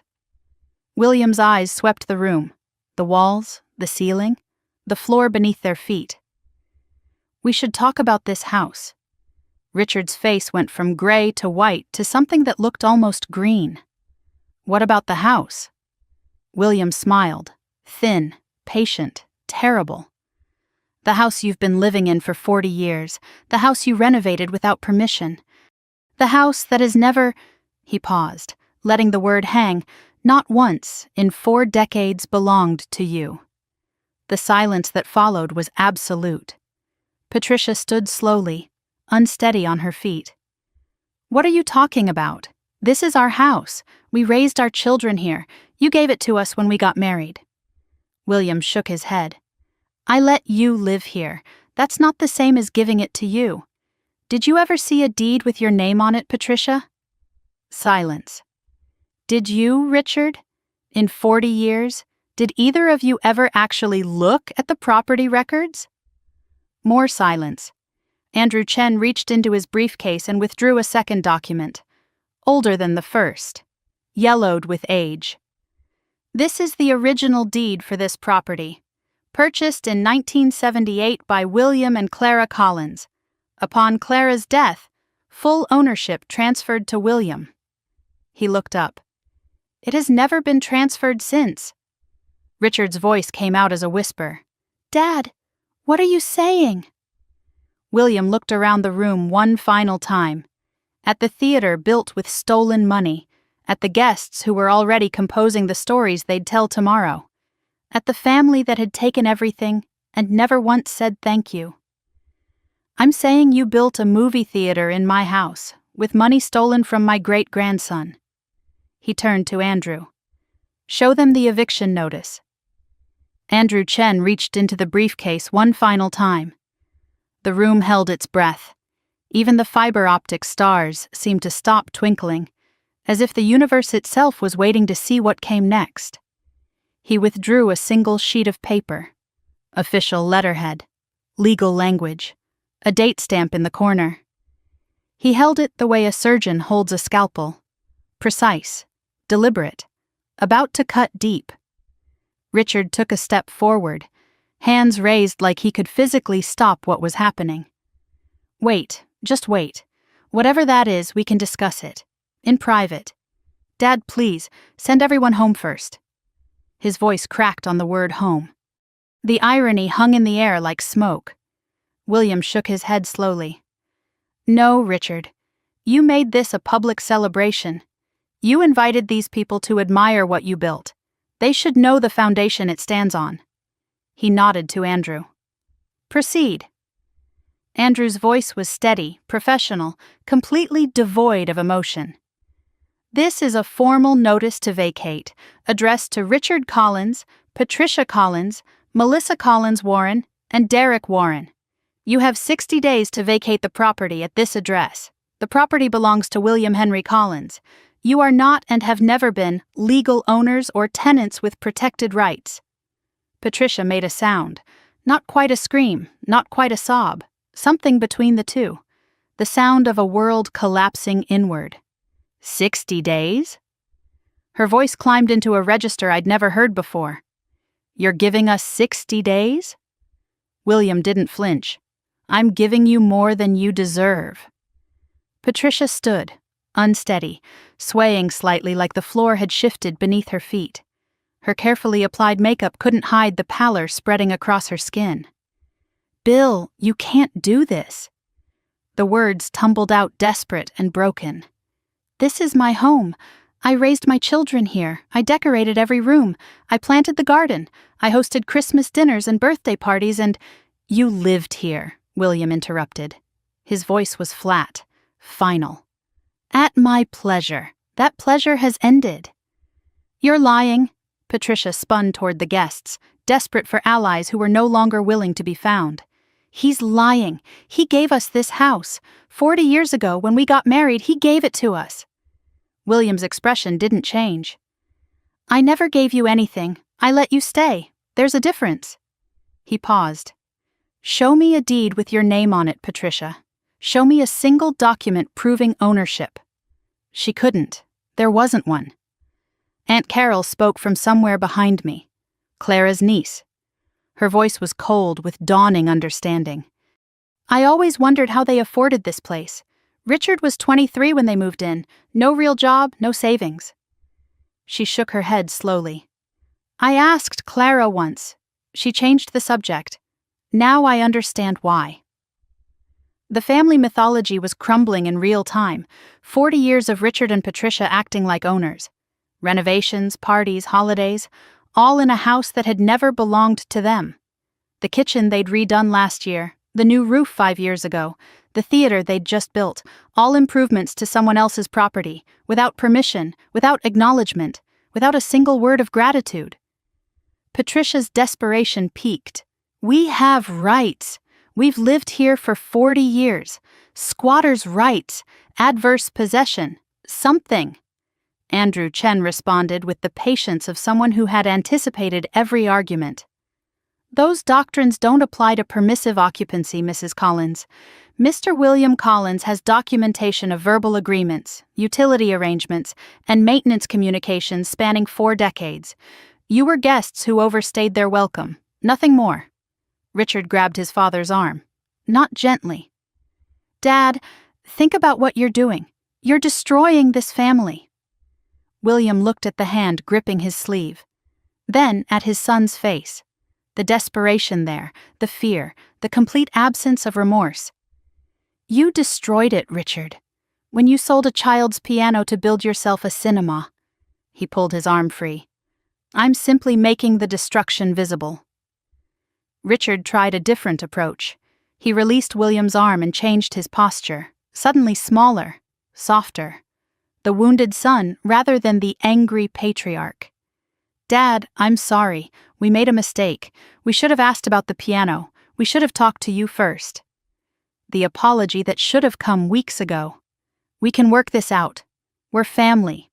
Family forgives. William studied his son for a long moment. You're sorry you got caught, Richard. You're sorry there are witnesses, but you're not sorry you did it. That's not true. If I hadn't found out, you'd be watching a movie right now, eating popcorn with your grandson, while my great-grandson practiced on a rented keyboard in a 2-bedroom apartment. William's voice hardened. Don't insult me by pretending this is about family. Uncle Martin stepped forward, William's younger brother, a man who had known Richard since birth. Richard, I've watched you your whole life. I never thought you'd turn out like this. Richard's face twisted. You don't understand. I understand perfectly. Martin cut him off. You took the easy road every chance you got, and when easy wasn't enough, you took from a child. Richard's mask finally cracked. The pleading son vanished, replaced by something uglier, something that had been hiding beneath the surface all along. This is insane. It's just a piano. Ethan's a kid. He doesn't need a $97,000 instrument. He's not going to be a concert pianist. He's just... He stopped himself, but not fast enough. He's just what? I heard myself ask. My voice sounded strange, distant, like it belonged to someone else. Richard couldn't finish, because finishing meant saying what he really thought, that Ethan didn't matter, that Ethan had never mattered, that some children were worth $97,000 and some weren't. Ethan stepped forward, still holding my hand, but standing taller than I'd ever seen him. I don't need to be a concert pianist, he said. His voice was quiet but steady. I just wanted to play. Great-Grandma Clara's piano sounded like home. He looked directly at his grandfather. Now it sounds like nothing, because you took it. 9 years old, speaking truth to power. Richard had no response. Melissa pushed forward, dragging Jaden with her. This isn't fair. We didn't make this decision alone. Mom and Dad said it was fine. They said Grandpa wouldn't care. The classic Melissa move. Find someone else to take the fall. I told Derek it seemed wrong, but Richard said it was handled. Patricia said Grandpa was too old to notice. She was building her defense in real time, positioning herself as a victim. We trusted them. Derek spoke for the first time. His voice was tired, done. Melissa, stop. What? You knew exactly what you were doing. He stepped away from his wife. Physical distance that spoke volumes. You picked out the speakers yourself. You chose the popcorn machine. You spent 3 hours debating the color of the seats. Derek! Melissa's voice was sharp with betrayal. You're supposed to support me. I did support you, for 15 years. He looked at her like he was seeing something clearly for the first time. But I won't support this. He turned to William. I'm sorry, sir. I should have stopped it. I told them it was wrong, but I didn't fight hard enough. He shook his head. That's on me. William nodded once, acknowledging without forgiving. Jaden, 11 years old and finally understanding that something terrible was happening, looked between his parents. Mom, did we steal Ethan's piano? Melissa's face went red. It's complicated. It's not complicated. Ethan's voice again. Quiet, certain. You did. Jaden stared at his cousin. 2 boys on opposite sides of a family chasm. One who'd been given everything. One who'd had everything taken. The guests began moving toward the door, the awkward shuffle of people who desperately wanted to be anywhere else. No one wanted to stay for the rest of this. But no one wanted to miss what happened next either. The Henderson family left first, faces carefully neutral. Then the Parkinsons. Then Richard's golf buddies, slipping out without goodbyes. Aunt Carol stopped in front of William. She took his weathered hand in both of hers. Clara would be proud of you, she said softly. She always worried about what would happen to her things. Now I know you kept your promise. She kissed his cheek and walked out. Uncle Martin paused by Richard. You were my favorite nephew once. I don't know who you are now. Richard said nothing. Martin left without looking back. Within 5 minutes, the room had emptied. Only family remained, the real family. William, me, Ethan, and the others. Richard, Patricia, Melissa, Derek, Jaden. 2 sides of the same blood. A generation of wrong facing a reckoning. The front door clicked shut on the last guest. The silence that followed was heavier than any argument. 30 witnesses to the Collins family's disgrace. By Monday, the whole neighborhood would know. By Friday, the whole town. Richard's reputation. Patricia's standing. Melissa's social circle. All of it. Gone with the closing of a door. William moved to the front of the theater. Standing where the massive screen still displayed the Collins Cinema logo. The logo that had cost thousands to design. The logo nobody would ever see again. "Now that we can speak privately," he said, "let me be clear about what happens next." Patricia made a small sound. Richard reached for her hand, but she pulled away. "The piano will be returned to Ethan within the week. Andrew has arranged secure storage until transport can be coordinated. It will not come back to this house." William looked at me. "It will go wherever Amanda and Ethan go." Ethan squeezed my hand. "The collector who purchased the piano wants his money back. $97,000. That is your debt, Richard. Yours and Patricia's. I suggest you find a way to pay it." Patricia's voice was barely audible. "We don't have that kind of money." "Then you'd better get creative." Richard tried again. "Dad, be reasonable." "I am being reasonable. Reason says you stole from a child. Reason says you owe restitution." William's voice could have cut glass. "Reason says actions have consequences." He paused. "Which brings us to the house." Patricia made another small sound, like an animal caught in a trap. "You have 60 days to find alternative housing. I will not extend that deadline." William gestured at the theater around them. "Every improvement you've made to this property belongs to me now, including this." Richard's voice was hoarse. "You can't be serious." "I've never been more serious in my life." "But where will we go?" "That's not my concern anymore." Melissa stepped forward, mascara running down her cheeks. "What about us? Derek and I live here too." "Then I suggest you start looking for an apartment." William's gaze moved to Derek. "Unless you've already made other arrangements." Derek's jaw tightened. He didn't answer. He didn't have to. "There is one condition," William continued. "If you leave peacefully, without contest, I won't pursue criminal charges for the piano." Hope flickered across Patricia's face. "But if you fight this, if you drag this into court, if you try to claim rights you don't have?" William nodded toward Andrew. "My attorney has a file that will bury you. Documentation, correspondence, bank records, everything needed to prove you knowingly sold trust property." Andrew patted his briefcase. "It's quite comprehensive." The fight went out of Richard all at once. His shoulders slumped. His face aged 10 years in 10 seconds. Patricia looked around the room. At the theater she'd been so proud of. At the house she'd treated as her own. At the life that was crumbling around her like ash. "Bill." Her voice was barely a whisper. "What about us? What happens to us?" William was quiet for a moment. When he spoke, his voice was softer, but no less final. "You have 60 days. I suggest you use them wisely." Ethan tugged my hand. I looked down at him. "Mom?" His voice was small but steady. "Can I ask Grandpa something?" I nodded. Ethan walked to his great-grandfather, past his grandparents who wouldn't meet his eyes, past his aunt who was crying into her hands, past his cousin who looked lost and scared, to the man who had kept his promises. "Grandpa?" "Yes, Ethan?" "When the piano comes back," he paused, "will you teach me more songs, like you used to, like Great-Grandma Clara taught you?" William's composure cracked for the first time. His eyes glistened. His voice, when it came, was thick with emotion.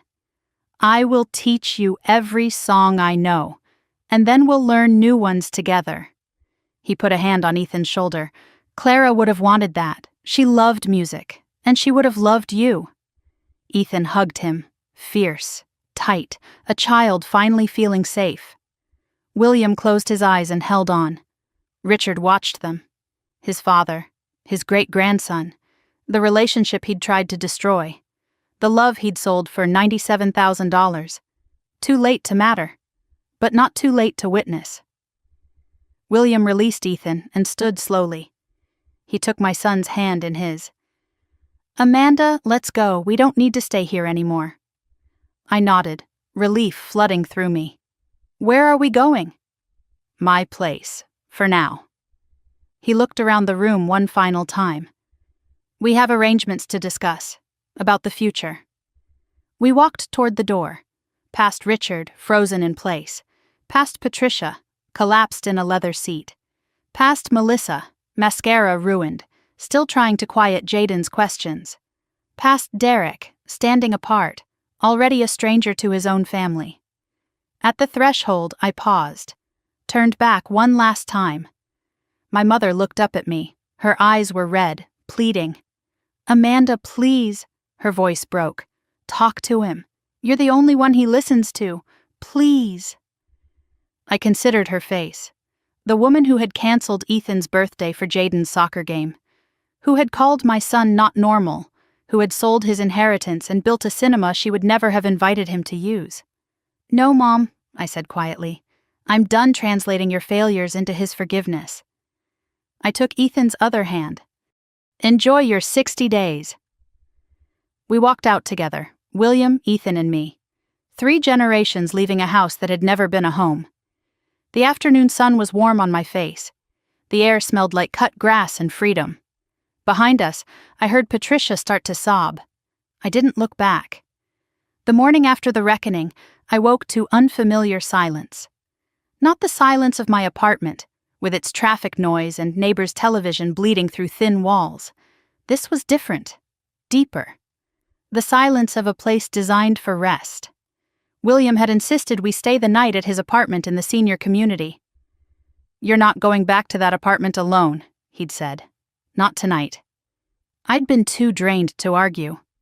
Ethan had fallen asleep in the car, and William had carried him to the guest room like he weighed nothing at all. I lay in bed staring at an unfamiliar ceiling. Photos of Clara lined the dresser. A quilt I remembered from childhood visits covered my legs. The smell of peppermint tea drifted from somewhere deeper in the apartment. William was already awake. I found him in the small kitchen, standing at the stove, making pancakes. He moved slowly but deliberately, the way he did everything now. Age had stolen his speed, but not his precision. "Ethan's still sleeping," he said without turning around. "Let him rest. Yesterday was a lot for a 9-year-old. I sat at the small table. "Yesterday was a lot for a 31-year-old too." He smiled. The first real smile I'd seen from him since this began. "Pancakes help," he said. "Clara always said so." We ate in comfortable silence. The kind of silence that doesn't need filling. The kind that exists between people who understand each other. When I finally checked my phone, I found 17 missed calls, 42 text messages, all from the same 3 numbers. Mom, Dad, Melissa. I didn't read a single one. I turned the phone face down and reached for more coffee. William noticed. "They're not going to stop." "I know. What are you going to do?" I took a long breath. Thought about 31 years of answering every call, responding to every summons, making myself available for every demand. "Nothing," I said. "For the first time in my life, absolutely nothing." William nodded approvingly. "That's my girl." Monday morning, I was back at my apartment with Ethan. The small space felt different now, not cramped, safe, a refuge that my parents couldn't reach. My phone rang around 10, Andrew Chen's number. "Ms. Collins, I wanted to update you on some developments." His voice was professionally neutral, but I could hear something beneath it. Satisfaction, maybe. "The collector who purchased the piano has been in contact. His name is Harold Whitmore. He's quite upset." "At us?" "At your parents. He paid $97,000 for what he believed was a legitimate sale. Learning that he purchased stolen property did not sit well with him. I could imagine. He's retained his own attorney. He's demanding full repayment within 30 days. 30 days? I did the math in my head. They don't have that kind of money. No, Andrew agreed. They don't. What happens if they can't pay? Liens against any assets they do own, garnished wages, potentially a civil judgment that follows them for years. Andrew paused. Mr. Whitmore isn't interested in payment plans. He wants his money back, or he wants consequences. I processed this. My parents, who had lived their entire lives as if money would always appear when they needed it, were about to learn what happened when it didn't. What about the piano? Andrew's tone warmed slightly. That's the good news. Mr. Whitmore has agreed to release it back to the trust. He understands Ethan is an innocent party in all this. We're arranging transport now. My heart lifted. When? End of the week. I'll need a delivery address. I'll let you know. I hung up and sat in the quiet of my kitchen. My parents owed $97,000 they didn't have. For a piano they didn't own. To build a theater in a house they couldn't keep. The math of their greed was finally catching up. I felt nothing but grim satisfaction. Tuesday, Patricia's campaign began in earnest. The texts started around noon. A new approach. No longer demanding, now pleading. Amanda, please call me. We need to talk about this as a family. Your father isn't sleeping. His blood pressure is dangerous.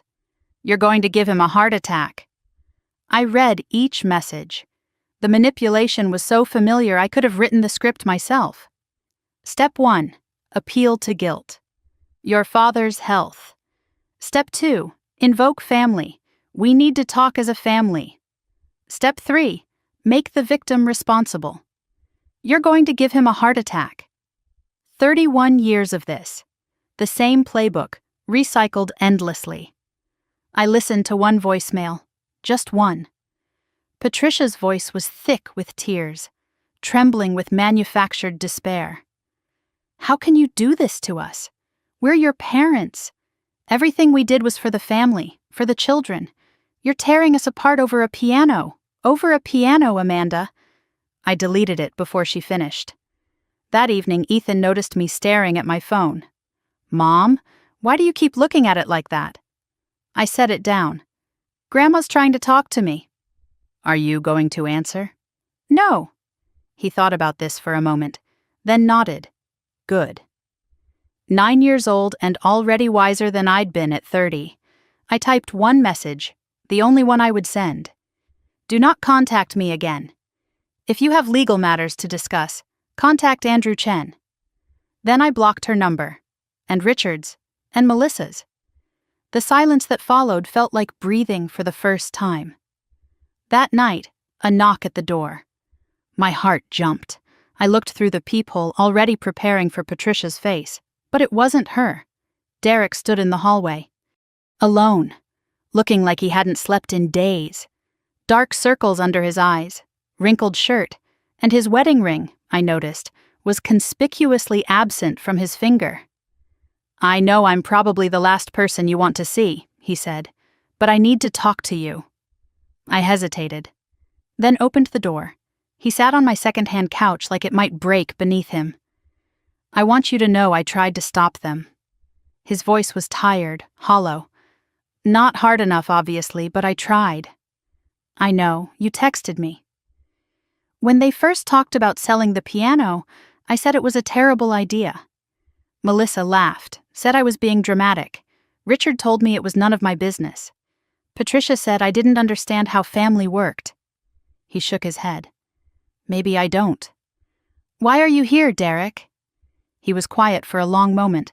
When he spoke, his voice was barely above a whisper. I'm leaving her. I wasn't surprised.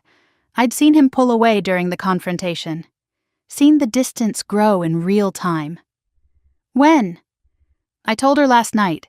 She's staying at your parents' place. A bitter laugh. Fitting, I guess. All of them together in a house they're about to lose. I'm sorry. Don't be. I should have done this years ago. He looked at me directly for the first time.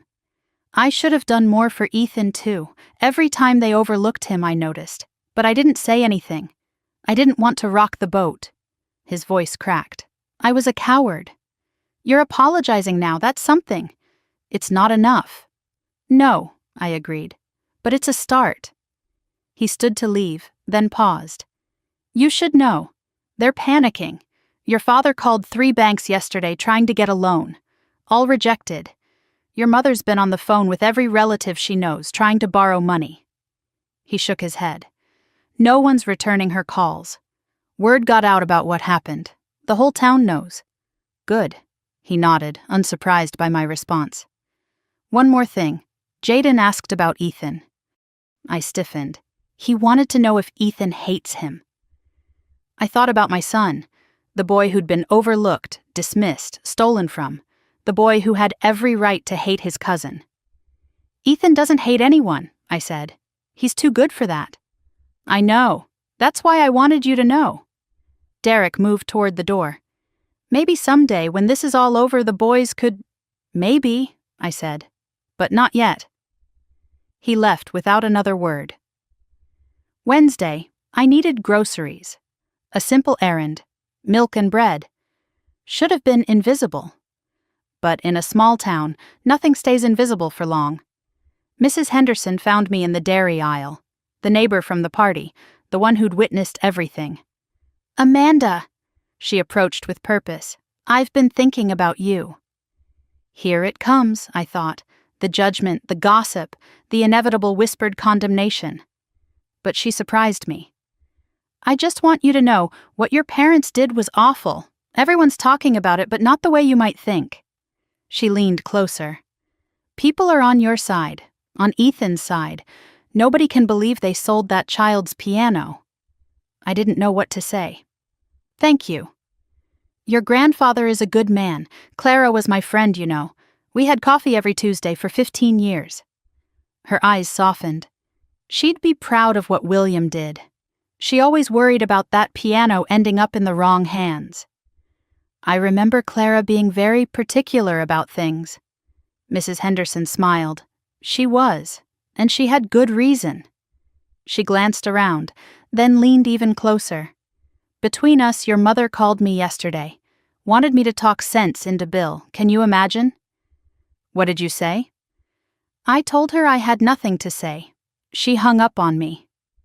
Mrs. Henderson shrugged. Some people never learn. I'm sorry you got stuck with those as parents. I finished my shopping in a daze. Strangers nodded at me in the aisles. Small acknowledgments, silent support. One woman I didn't recognize squeezed my arm as she passed. Good for you, she whispered. Good for your boy. The town had chosen sides, and for once, I was on the winning one. Thursday, Andrew Chen called with news I hadn't expected. Your father was hospitalized yesterday. My stomach dropped, despite everything. What happened? Elevated blood pressure, chest pains. They're running tests. Andrew's voice was carefully neutral. It's not a heart attack, but it's not nothing. What caused it?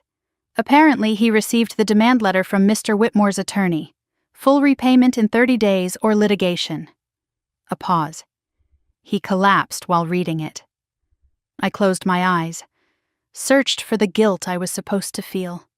Found only emptiness. Is he going to be okay?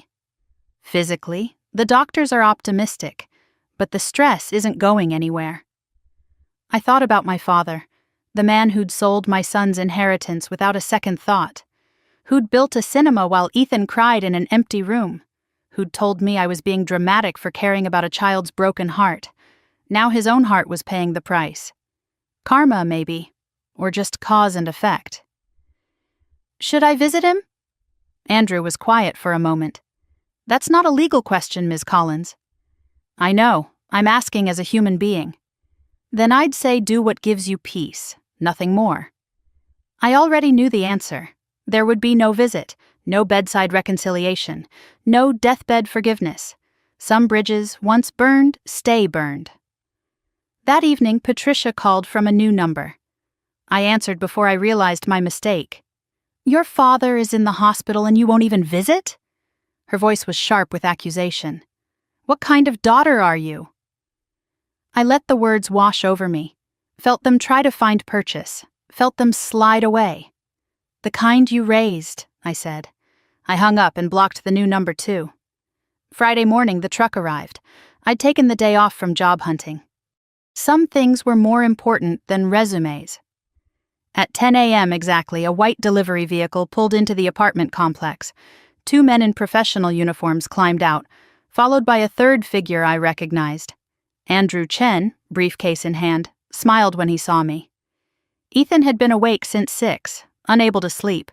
He'd stationed himself by the window watching for the truck. When it appeared, he didn't move, just stared, like he was afraid to believe it. The men worked carefully, professionally. A Bosendorfer Imperial Grand wasn't something you rushed. They used specialized equipment, padded blankets, precise movements. I watched my son's inheritance emerge from the truck, black lacquer gleaming in the morning sun. 131 years old and still beautiful. It barely fit in our apartment. The living room had to be completely rearranged. The second-hand couch shoved against a wall. The TV moved to a corner. Furniture I'd owned for years suddenly seemed like obstacles to be cleared, but when the piano finally settled into place, it looked like it had always belonged there, like the room had been waiting for it, like our whole apartment had been built around an empty space that was finally filled. Ethan approached slowly. He reached out and touched the fallboard, lifted it carefully to reveal the keys. 88 of them. Ivory and ebony. Perfect. Hi, he whispered to the piano.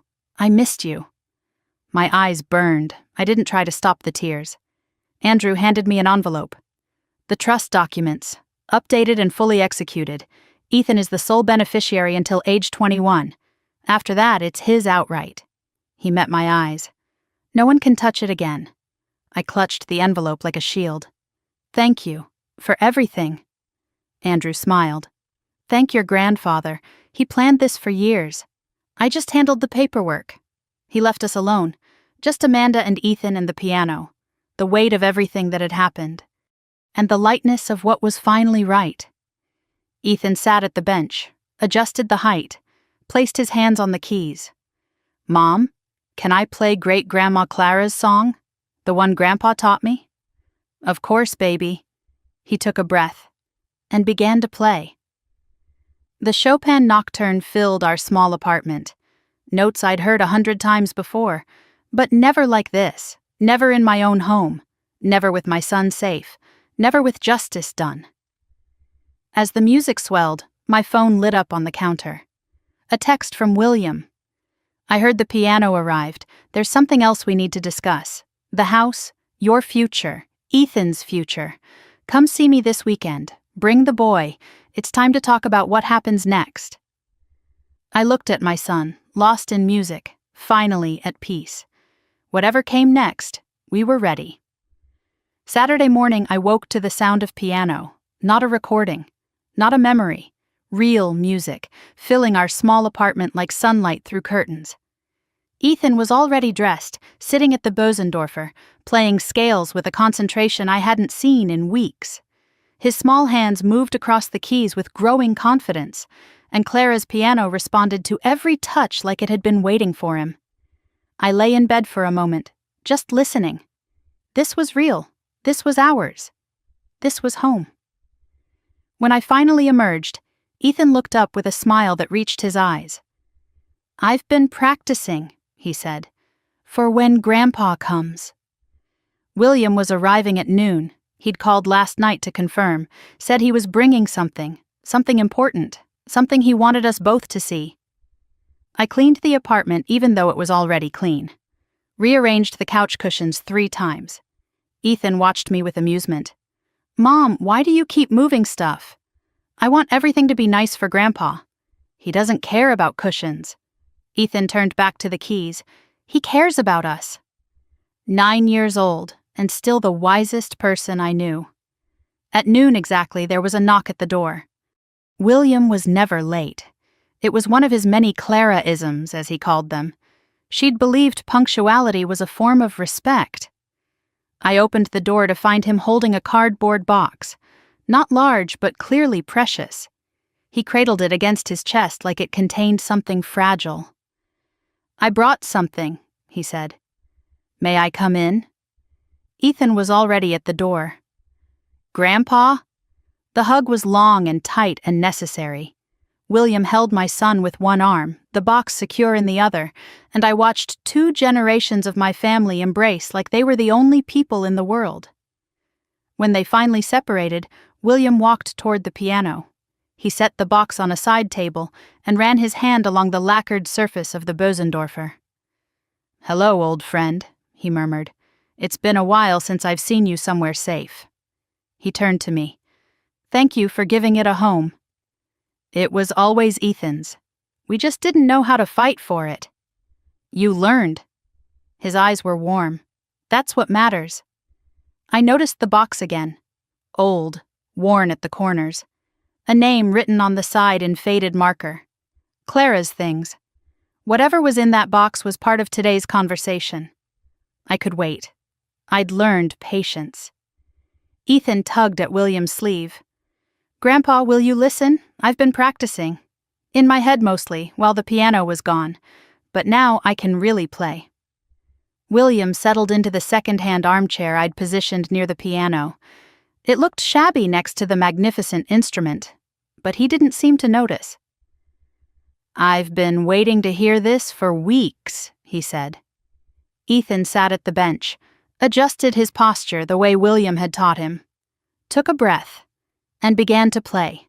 The Chopin Nocturne, the same piece, the one Clara taught William 60 years ago, the one William taught Ethan 2 years ago.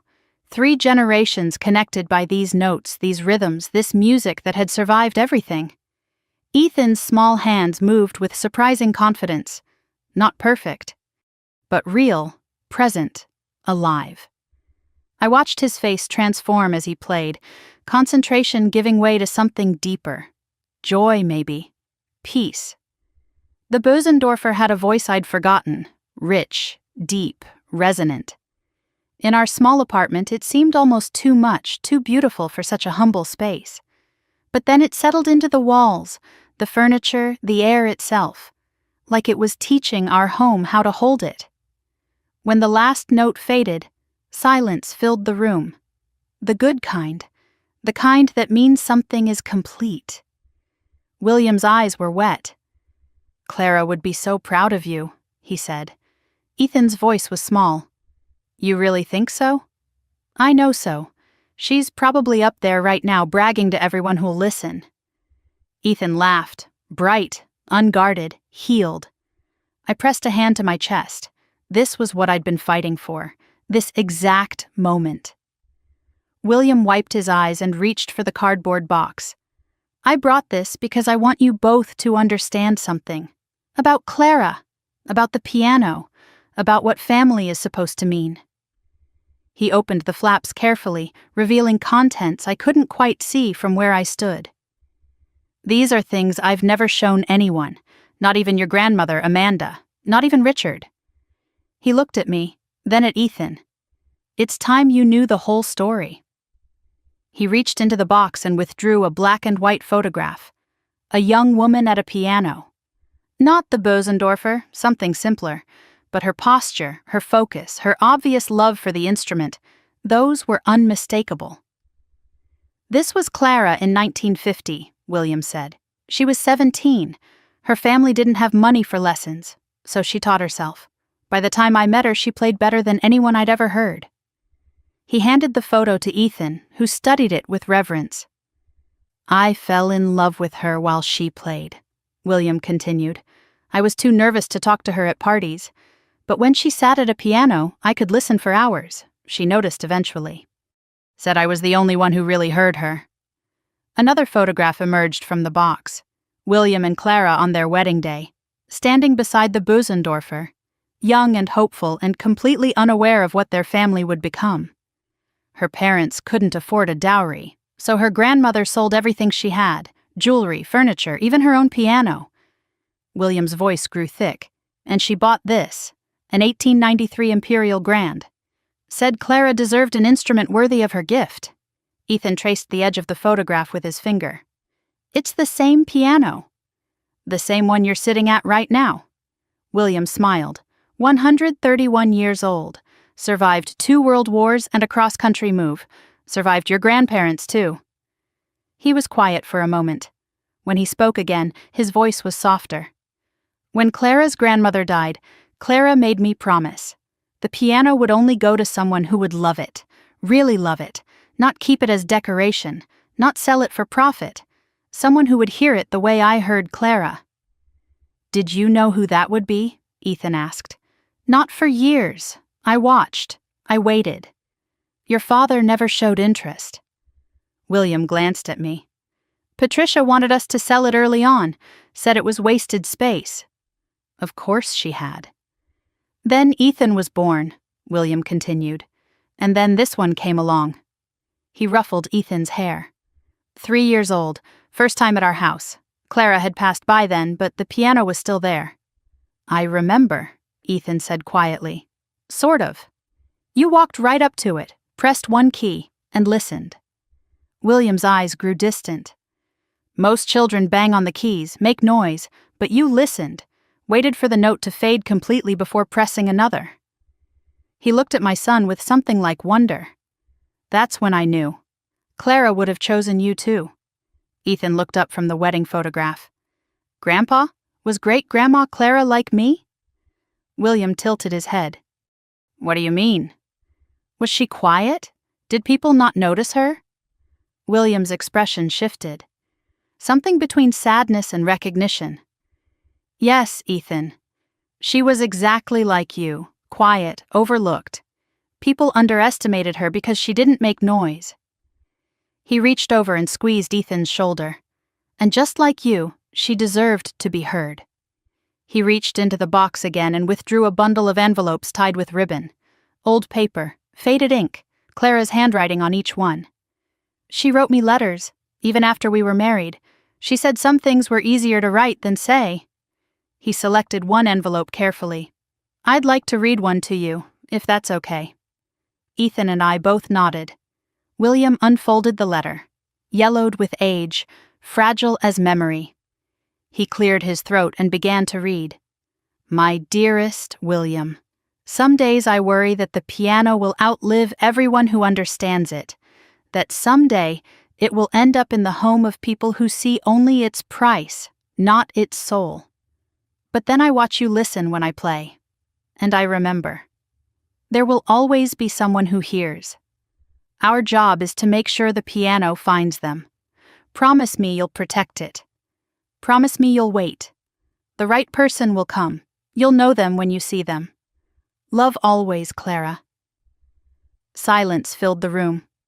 Ethan stared at the letter like it was holy. I wiped my eyes with the back of my hand. William folded the paper carefully and returned it to its envelope. "She wrote that in 1992, he said. 15 years before you were born, Ethan. And she was right. I knew you the moment I saw you listen." Ethan's voice was barely a whisper. "I promise I'll take care of it forever. I'll never let anyone take it again." William smiled, warm, real, at peace. "I know you will, son. I know you will."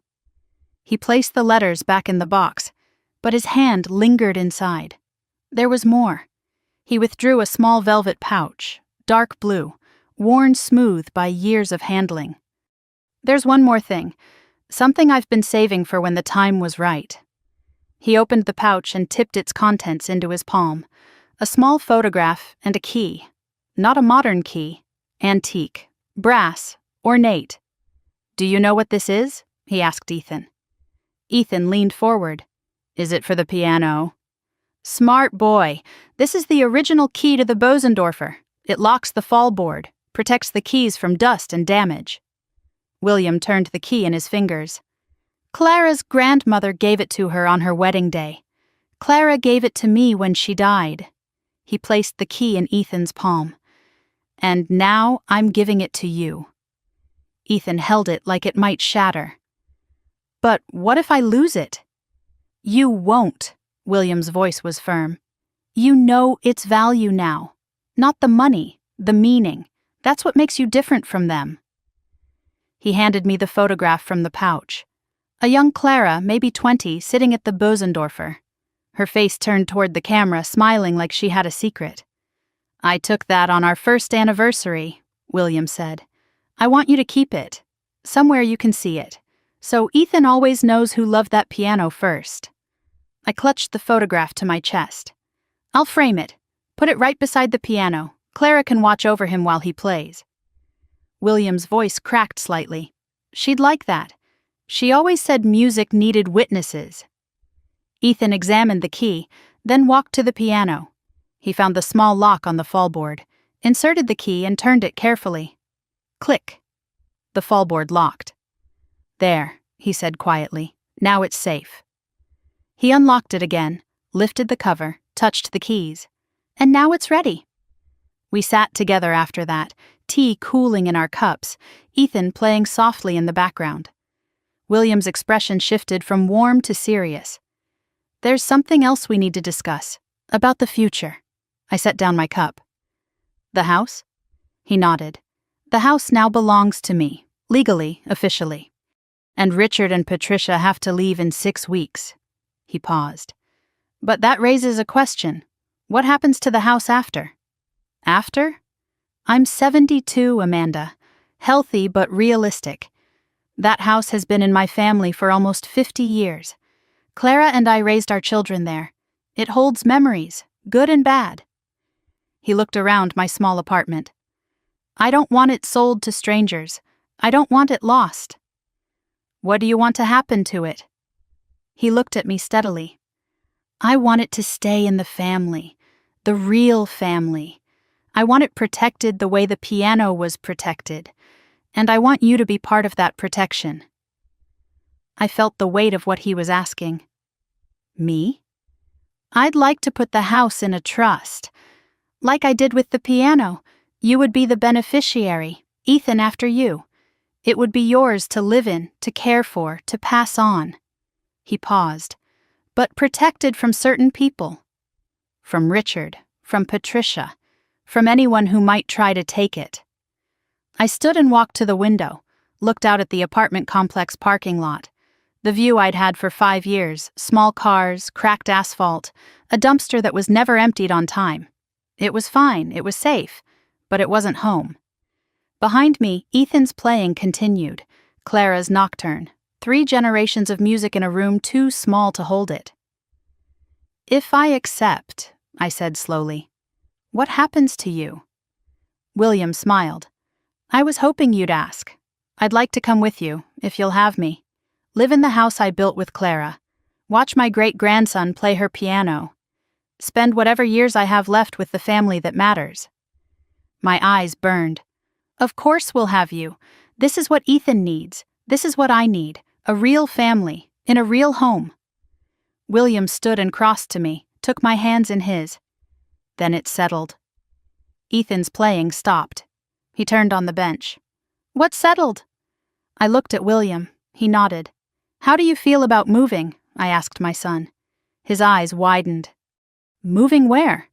To Grandpa's house, all 3 of us, together. The smile that spread across Ethan's face was answer enough. When? He asked. 6 weeks, after your other grandparents leave. And Grandpa will live with us and teach me more songs? Every day, William said, as many as you can stand. I can stand a lot. William laughed, a real laugh, young-sounding despite his years. As he gathered his things to leave, he paused at the door. 6 more weeks, then everything changes. He looked at me. Can you hold on that long? I thought about everything we'd survived, the betrayal, the theft, the confrontation, the aftermath. We've held on this long, 6 weeks is nothing.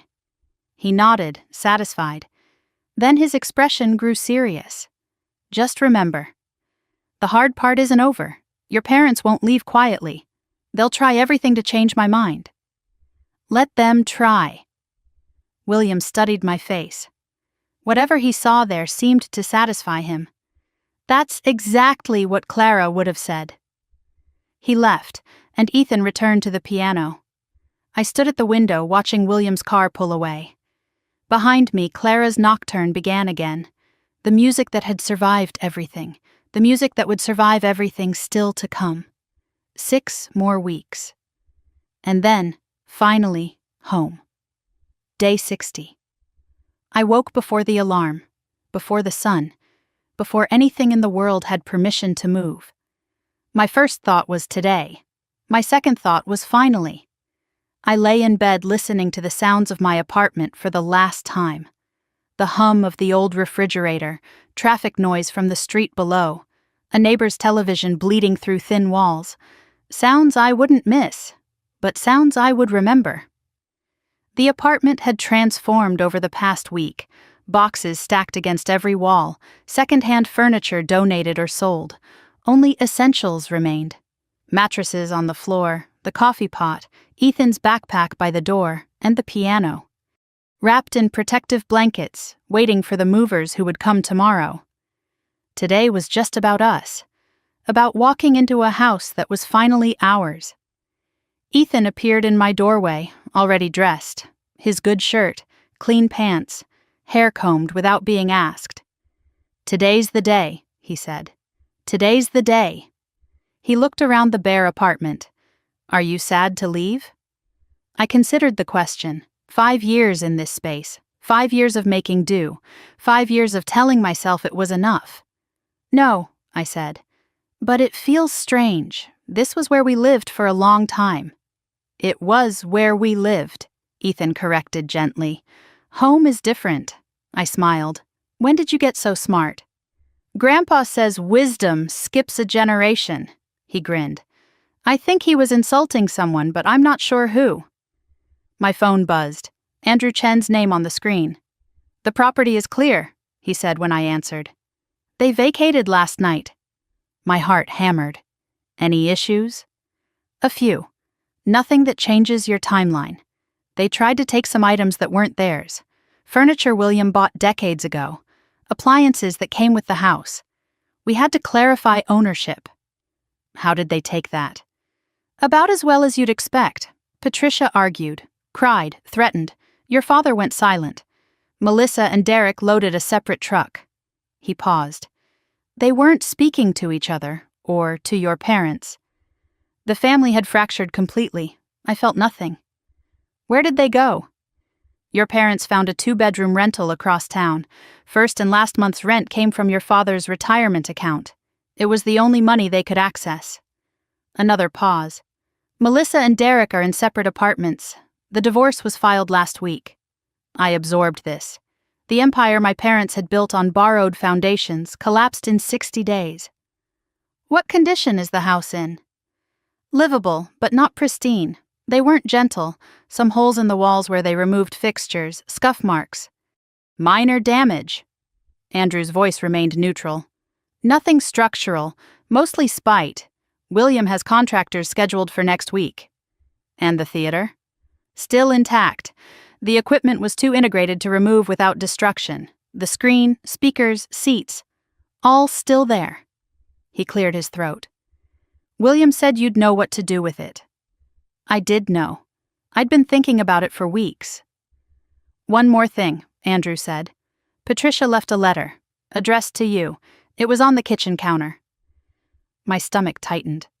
"What does it say?" "I didn't read it. Would you like me to?" "No, I'll handle it myself."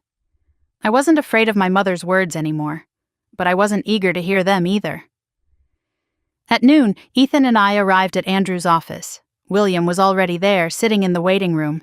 He looked tired but peaceful, the look of a man who had finally set down a weight he'd been carrying for decades. "Are you ready?" he asked. "More than ready." Andrew produced a set of keys, 3 of them, on a simple ring. Front door, back door, garage. The property is officially in the Clara Collins Family Trust. Amanda Collins is named as primary beneficiary and resident trustee. Ethan Collins is the successor beneficiary. He met my eyes. No one else has any legal claim. Ever. I took the keys. They were heavier than I expected. Or maybe that was just the weight of what they represented. Andrew also handed me an envelope, Patricia's handwriting on the front. Just my name, no dear, no love. You don't have to read it, William said gently. I know, but I will. I opened it right there, in Andrew's office, witness to whatever poison my mother had left behind. Her words were exactly what I expected. I hope you're satisfied now. You've destroyed this family over a piano. Your father's health is ruined. I can't sleep. Melissa won't speak to us. Everything we built, 40 years of family, gone. And for what? So you could feel important for once? You were always jealous of Melissa, always resentful. Now everyone can see it. I don't know how you live with yourself. But I suppose that's your problem now. No signature. No love, Mom. Just bitterness, preserved on paper. I read it twice, then folded it carefully and returned it to the envelope. Well? William asked. She still doesn't understand. She never will. That's not my responsibility anymore. I handed the letter to Andrew. File this, for the record. Proof of who she really is if anyone ever needs it. Ethan had been watching silently. Mom, what did Grandma say? I knelt to his level. She said goodbye, in her own way. Was it mean? It was honest, for the first time, maybe ever. He thought about this. That's something, I guess. That's exactly right. The drive to the house felt different than all the times before. I wasn't visiting, wasn't seeking approval, wasn't bracing myself for disappointment.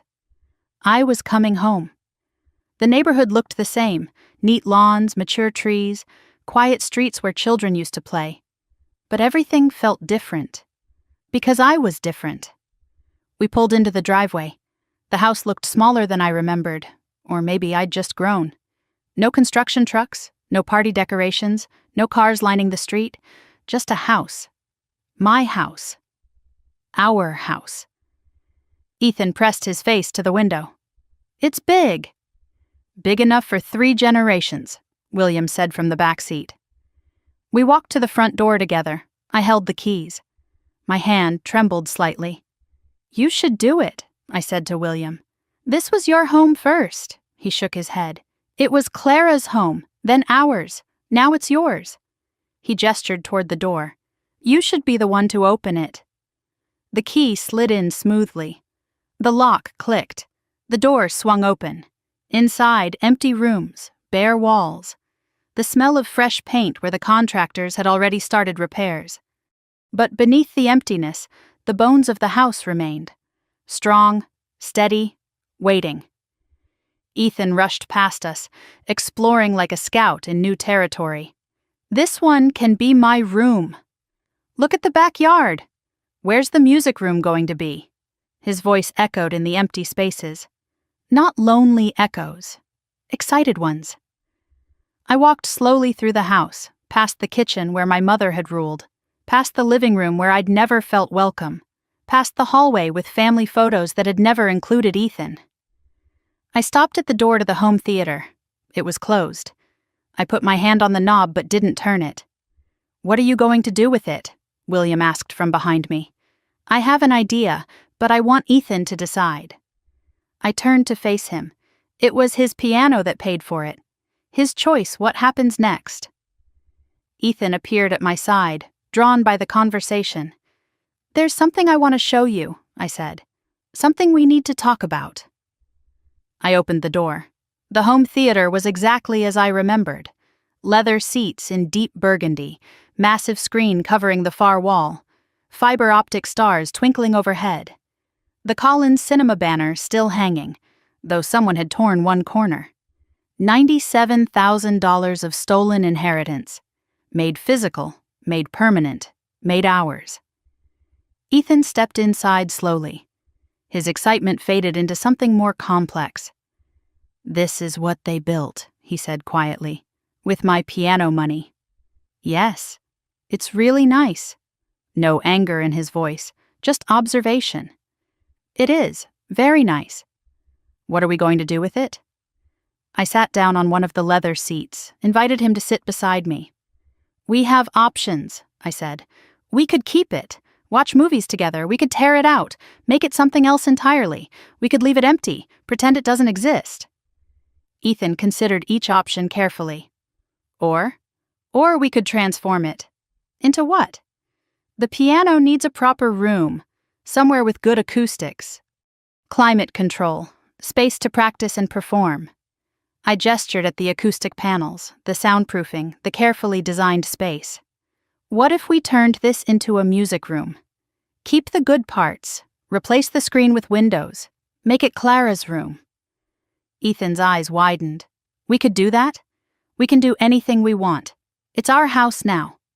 He stood and walked to the center of the room, turned in a slow circle, seeing it differently. Not as a monument to theft, as raw material for something better. "I want that," he said finally. "Clara's room. I want to play piano where the screen used to be. I want everyone who comes here to know what really matters." William watched from the doorway, eyes glistening. "Clara would love this," he said softly. "Every bit of it.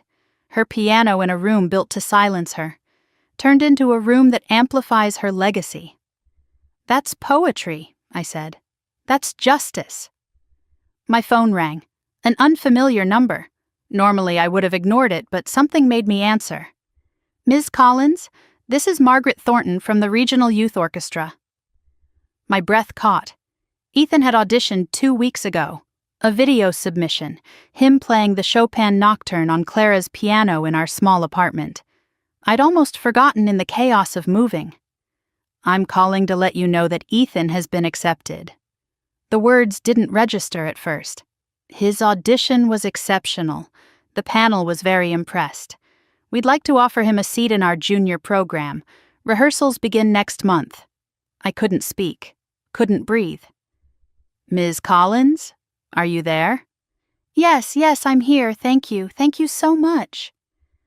I hung up and found Ethan watching me, his face cautious. "What's wrong?" "Nothing's wrong. Everything's right." I pulled him into my arms. "You got into the orchestra." For a moment he didn't move, then his whole body relaxed, and something that had been held tight for months finally released. "Really? Really? They said your audition was exceptional. They want you to start next month." He hugged me back fiercely. "I did it. I really did it. You did it, baby. All by yourself." William appeared in the doorway, drawn by the commotion. "What's all this?" Ethan got into the youth orchestra. His face split into the widest smile I'd ever seen. Clara's great-great-grandson, in a real orchestra. She's definitely bragging up there now. Bragging so loud even the angels are tired of it. That evening, we sat on the floor of the empty living room. Takeout containers between us. The house settling around us, making space for its new family. William set down his chopsticks. "There's something I've been meaning to ask. I mentioned it before, but things were uncertain then. They're not uncertain now." I waited. "I've been in that senior community for almost a year. It's fine, clean, safe, professional." He looked around the empty room. "But it's not home. This is home. Or it was once. I'd like it to be home again." "Grandpa, we've already discussed this. You're welcome here." "I know, but I wanted to ask properly. In this house, where Clara and I started." His voice grew thick. "I want to end here too, with family who actually wants me." I reached over and took his weathered hand. "This house is as much yours as it is ours. You don't have to ask. You never did." Ethan spoke up from his spot on the floor. "Plus, you promised to teach me more songs. You can't do that from the senior place.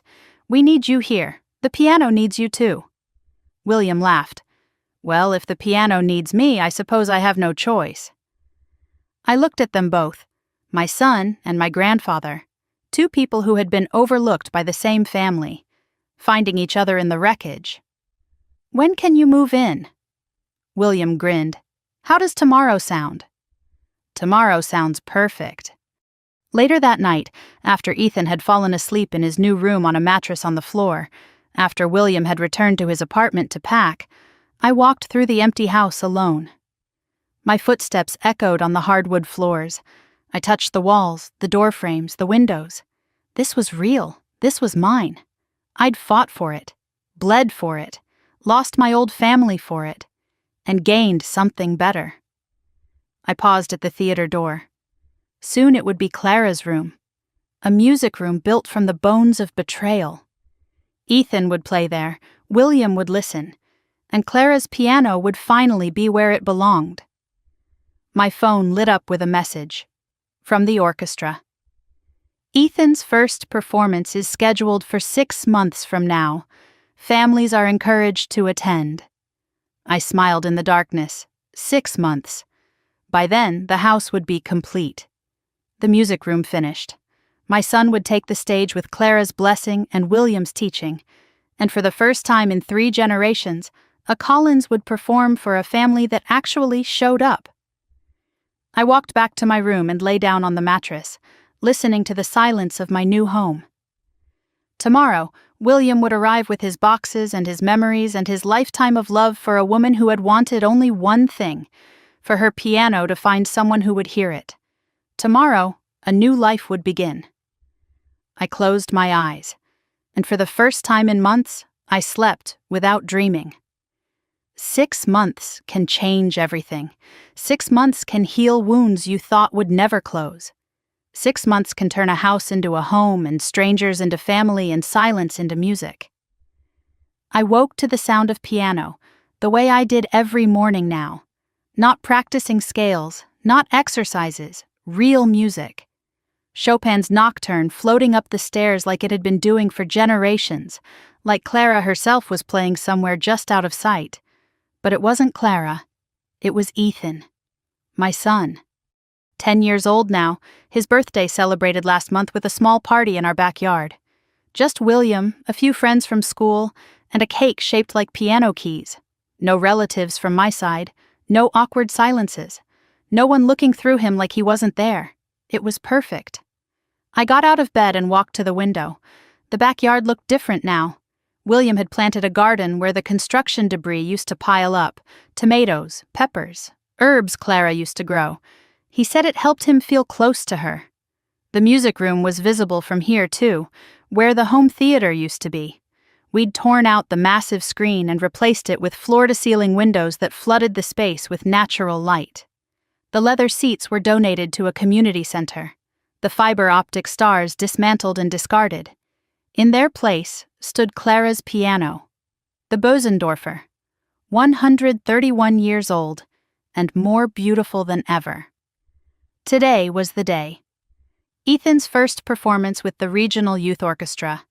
6 months of rehearsals, 6 months of preparation, 6 months of watching my son transform from a quiet boy who made himself small into a young musician who took up exactly as much space as he deserved. I found William in the kitchen, already dressed in his best suit. The same charcoal gray he'd worn to the confrontation.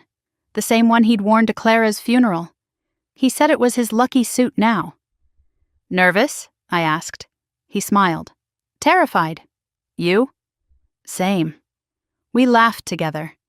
The easy laugh of people who had survived something and come out stronger on the other side. Ethan appeared in the doorway, his formal concert attire making him look older than 10. White shirt, black pants, polished shoes, his hair combed carefully, the way William had taught him. "I'm ready," he said. William stood and crossed to him, adjusted his collar, straightened his shoulders. "Clara would be so proud of you," he said. "I'm so proud of you." "What if I mess up?" "Then you'll keep playing. That's what musicians do. The music doesn't stop for mistakes. It carries them forward and makes them part of the story." Ethan nodded slowly. "Grandpa, will you sit in the front row?" "I wouldn't sit anywhere else." The concert hall was larger than I expected. Rows of velvet seats stretching back into shadow. A stage lit with warm spotlights. The smell of polished wood and anticipation. Families filled the seats around us. Parents with cameras, grandparents with programs clutched in nervous hands, siblings squirming with boredom they'd regret later when they understood what they were witnessing. William and I sat in the front row, exactly as promised. 2 seats on the aisle, reserved for family. I noticed a familiar face a few rows back, Andrew Chen, in a suit slightly less formal than usual. He caught my eye and nodded. A small gesture, an acknowledgement. He'd come to watch. The lawyer who had made all of this possible. The man who had turned William's careful planning into legal reality. He was here to see the result. "I didn't know Andrew was coming," I whispered to William. "I invited him." William's voice was thick. "He should see what he helped create." The lights dimmed. The audience hushed. A woman in a black dress walked onto the stage and welcomed everyone to the Regional Youth Orchestra's spring concert. I barely heard her words.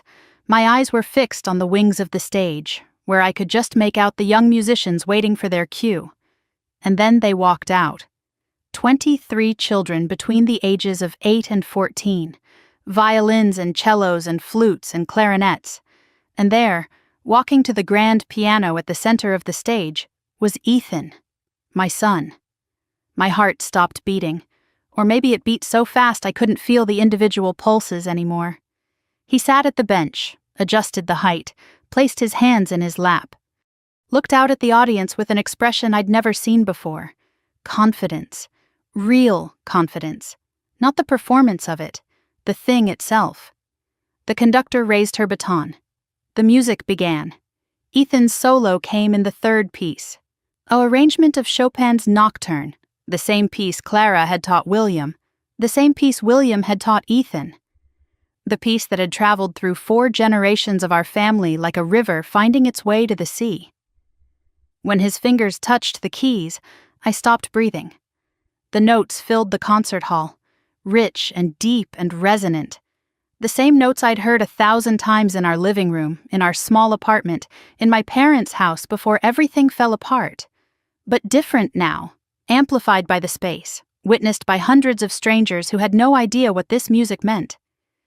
Beside me, William wept silently, tears streaming down his weathered face. His hand found mine and squeezed. I wept too, couldn't help it, didn't try to stop it. This was my son. The boy who had learned to be small. The boy who had blamed himself for being robbed.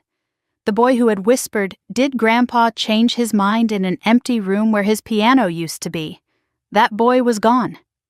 In his place sat a young musician, playing his great-great-grandmother's piece on a stage in front of people who had actually shown up, playing with confidence and joy and the absolute certainty that he belonged there. When the piece ended, the applause was immediate, enthusiastic, real. Ethan stood and bowed. His eyes found us in the front row, found William still crying, found me still crying. He smiled, the biggest smile I'd ever seen on his face. And then he did something unexpected. He walked to the microphone at the edge of the stage. The conductor looked surprised, but didn't stop him.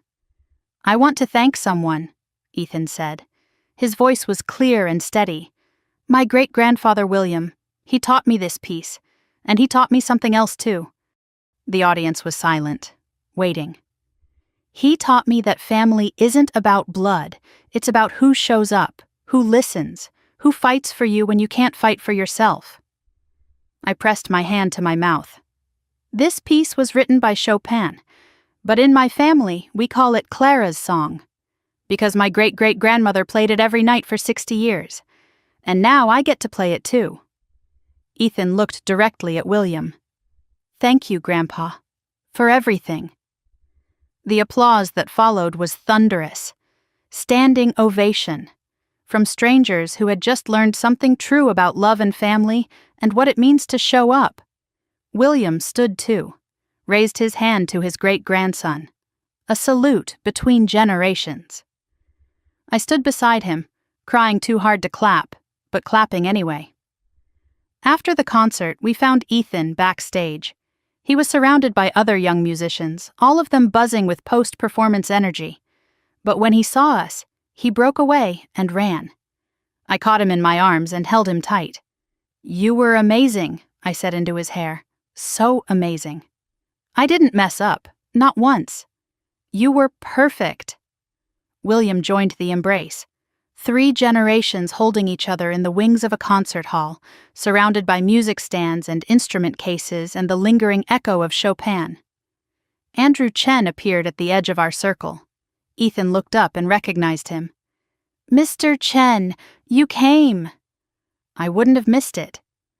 Andrew's usual professional reserve had cracked slightly. He looked almost moved. "That was beautiful, Ethan. Truly. Thank you for helping get my piano back." "Thank your grandfather. I just did the paperwork."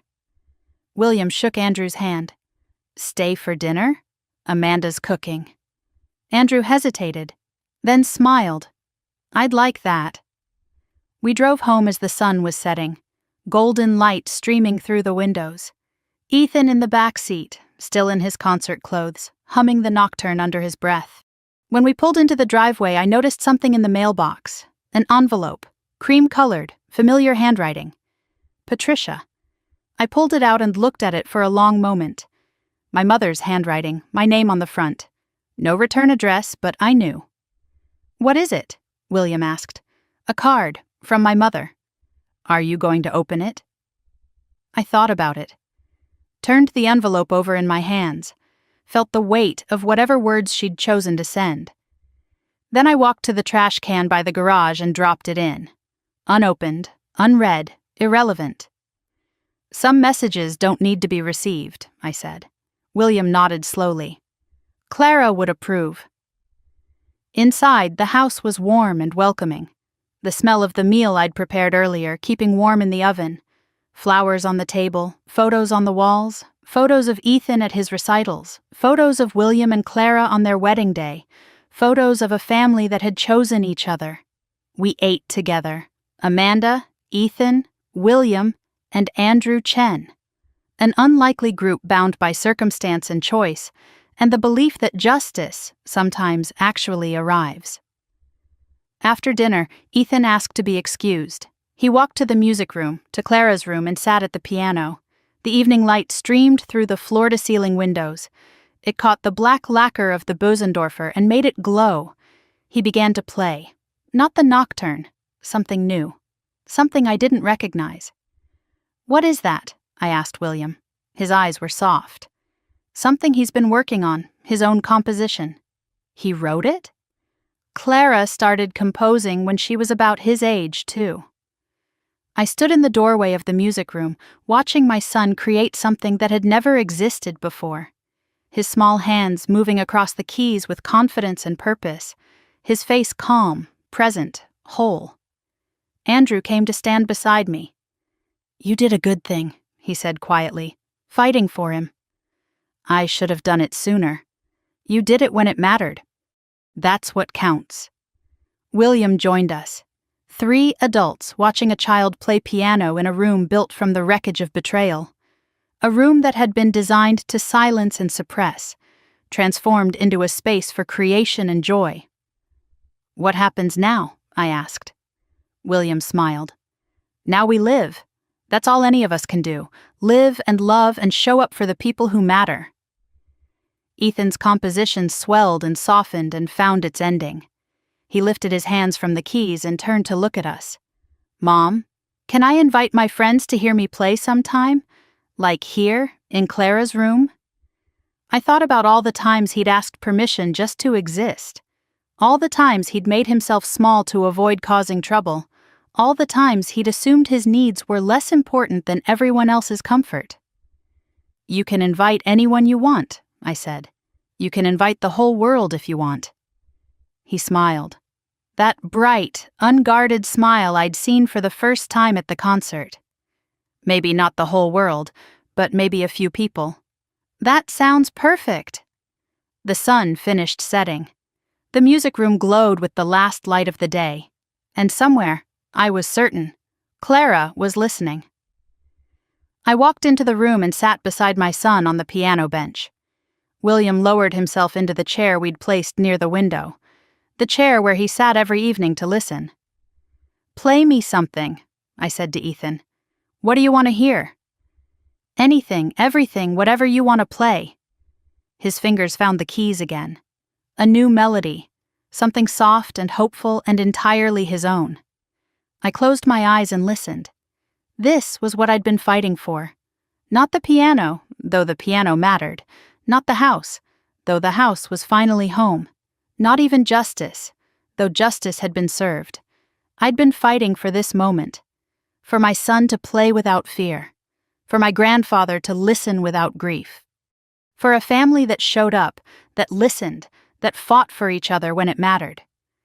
Some people never understand what family is supposed to mean. My parents never did. They saw family as ownership, as obligation, as a hierarchy of importance with themselves at the top. But family is something else entirely. Family is choice. Family is presence. Family is the people who sit in the front row and cry when you succeed.